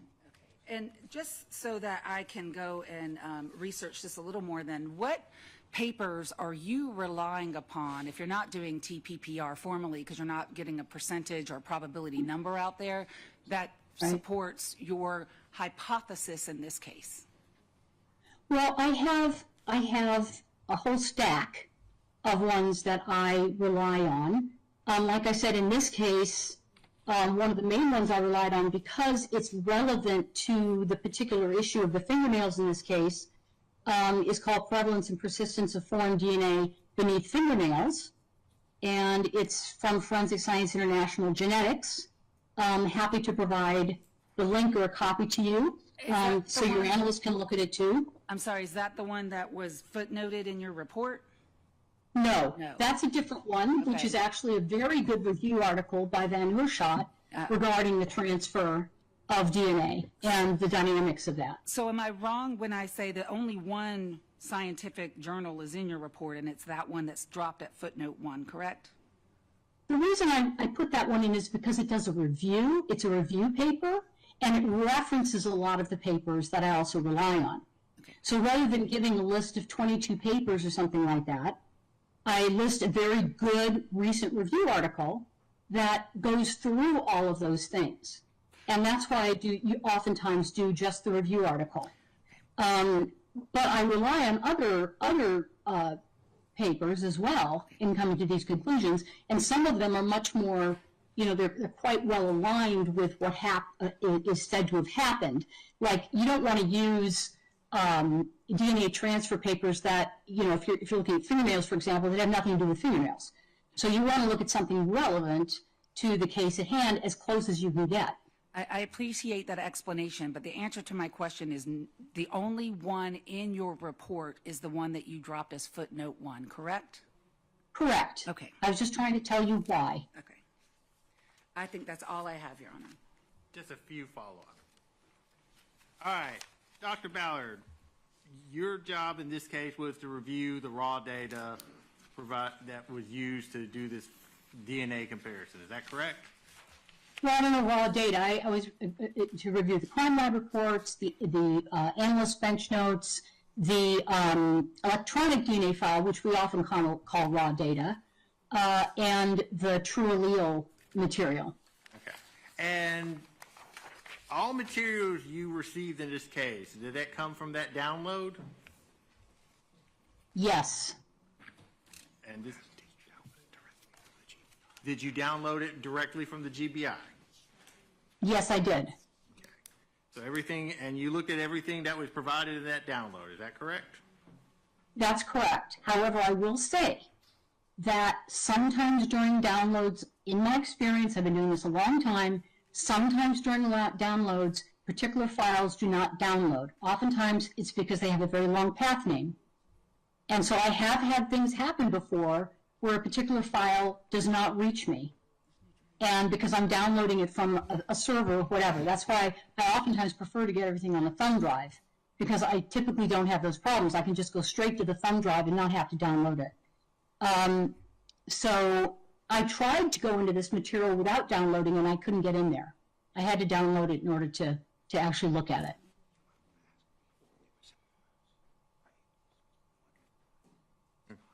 So just so we're clear, these were zip files that you were opening, correct? Were they zip? Correct. All right. Now, in your role,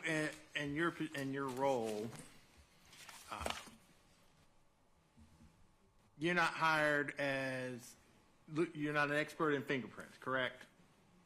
Correct. Or trace fiber, you're not an expert in fiber evidence or anything like that? No. So you don't look at things that are outside your expertise? Correct. I figure you'll have other experts that'll come in and talk about those. Okay. And so you're just when your opinions are just based solely on the evidence that the DNA evidence that was provided or presented in this case, and the evidence that the crime lab looked at in this case. Correct. And you're looking at what tests they did and what they did to reach their results. Correct. All right. And you did not have an opportunity to have this conversation with trial counsel, correct? You did not have a chance to look at all this data and go through it with them. No, I wish I had, because if I had had a chance to explain, look, this is what I'm missing, and then they said, well, actually it's here, and I went in and looked, no, it's not there. What happened during the download? That would have been great, because I would much prefer to testify to having seen everything. But I think it's clear now what it is that I don't have, and it looks like there's an entire report I don't have. So I want to get all of those materials now.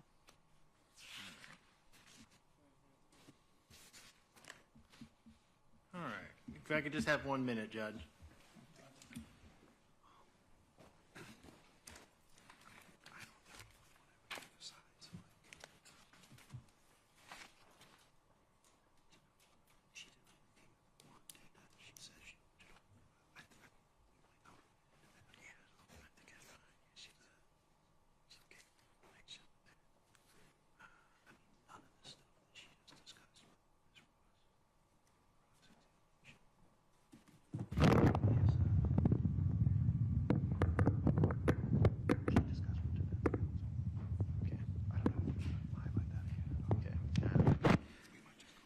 All right, that's all the questions I have.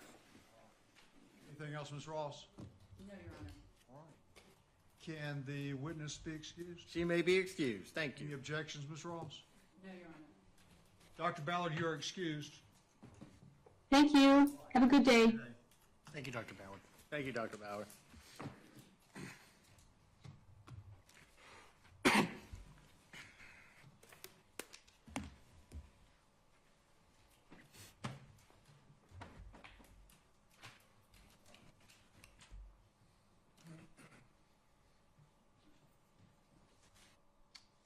Any other evidence? No other evidence, Judge. We rest.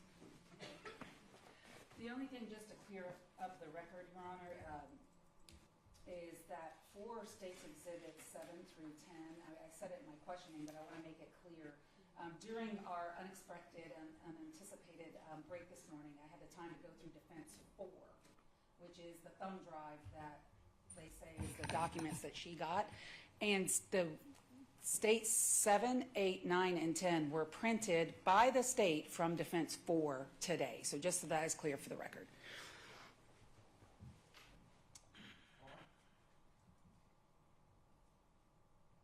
Anything else on the DNA issue that you were here to talk about? No other evidence on the DNA issue that we're here to talk about. Okay. Do you want to go ahead and proceed on the other items that I think the other was the cell phone? Judge, I think as we put in our brief, I think we mostly incorporate previous arguments. Your Honor heard that. We just put that in our motion for new trial just to preserve so there's not any issue of waiver. But I think that was litigated pre-trial by previous counsel, and we would just submit on that, Judge. We don't have anything additional at this time. We may address arguments, but I don't have any arguments today on that. We just, except for incorporating what was previously argued. I need to tender States 6 through 10 to Madam Court Reporter before I walk off with them.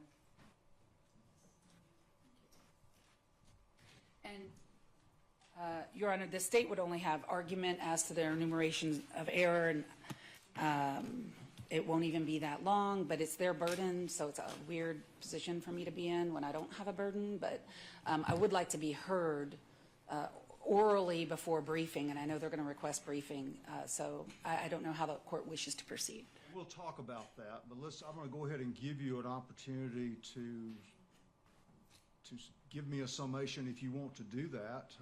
If you're saying you don't want to do that, then we can talk about the other options.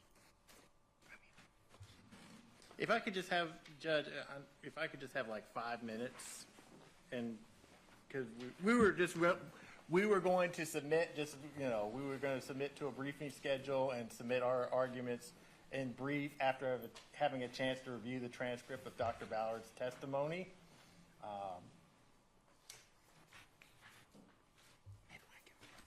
Let me tell you, I'm probably not going to be willing to wait until there's a transcript of Dr. Ballard's testimony.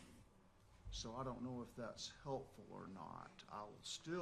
We can still have a conversation about briefing if you want to do that.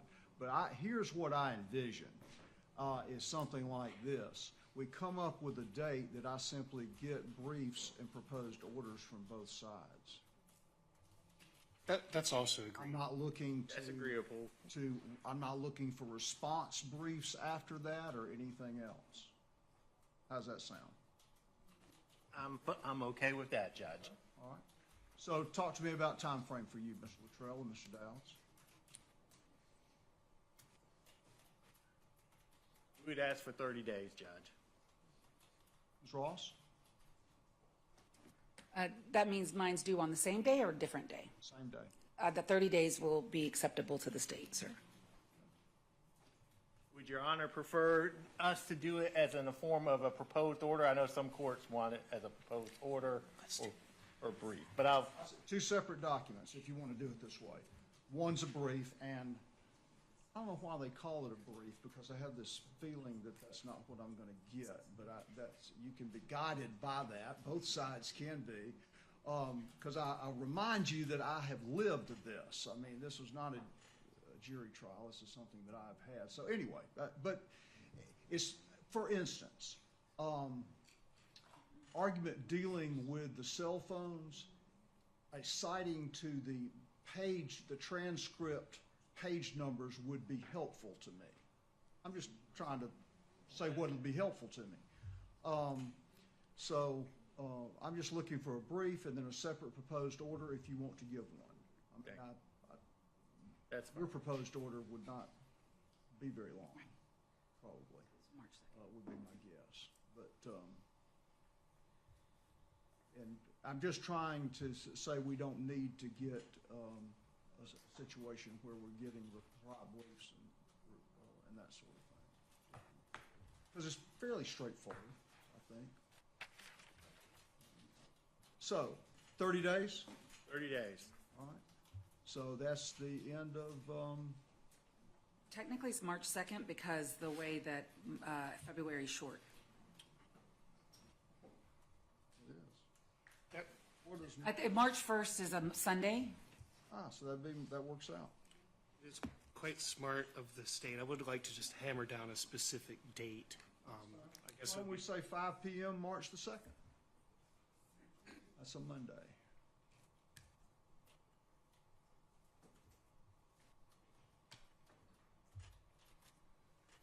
And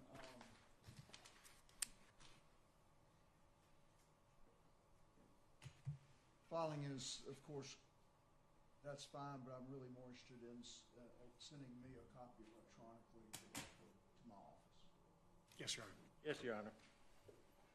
Through Ms. Parker, right, Your Honor? Yes, you can put her on there, you can put me on there. Does Mr. Wilson still work here, Your Honor? He does not. Is he retired, I believe? He has. But he has not yet been replaced, I suppose. He has not. I just want to make sure that I'm giving the copies. Sure, that's a fair question. Anything else we can take up or need to take up? Not from Mr. Ibarra. No, sir. Judge, if we could just check, since we were on WebEx and we do have a Madam Interpreter here, if there was any issues with the defendant hearing or seeing the WebEx and communicating with his counsel and interpreter today. So if you would, my question to Mr. Ibarra, well, you can go ahead. You want the interpreter, if you will help him to determine if he's been able to hear.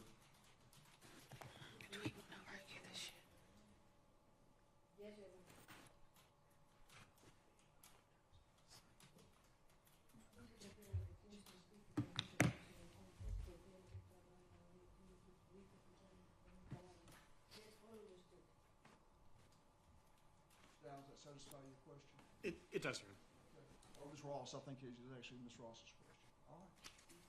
All right, we're adjourned. Thank you. Thank you. Everybody keep your seats for 5 minutes.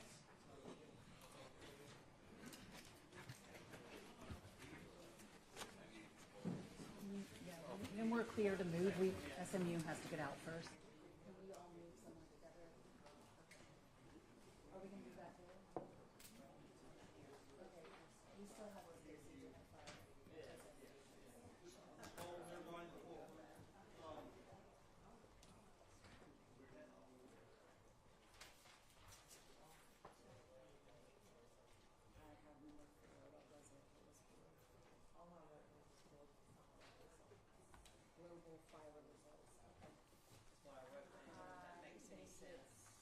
Hold on.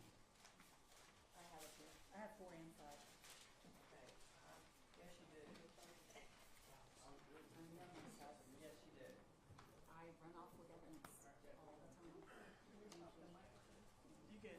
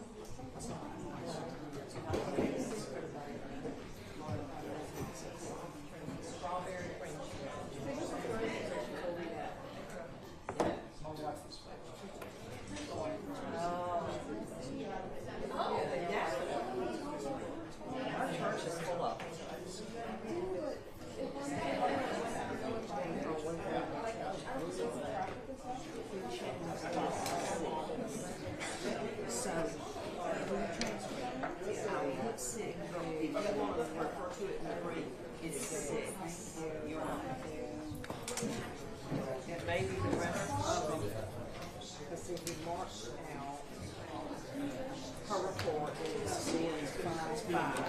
Okay, the flash drive was 4, and then change that to 6.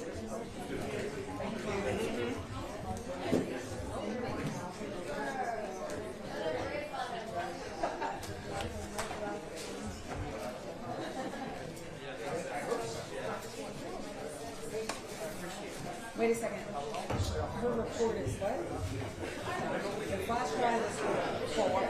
The flash drive is 4. Okay, what's her report? 5.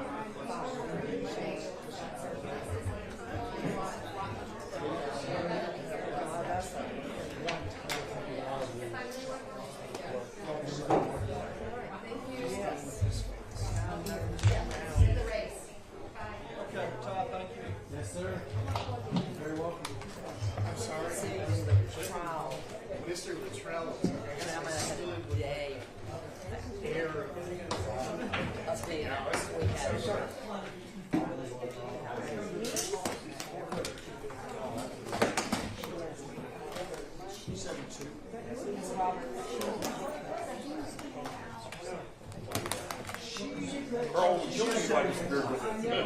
she won't. Would have been 73. She graduated. Oh, is that right?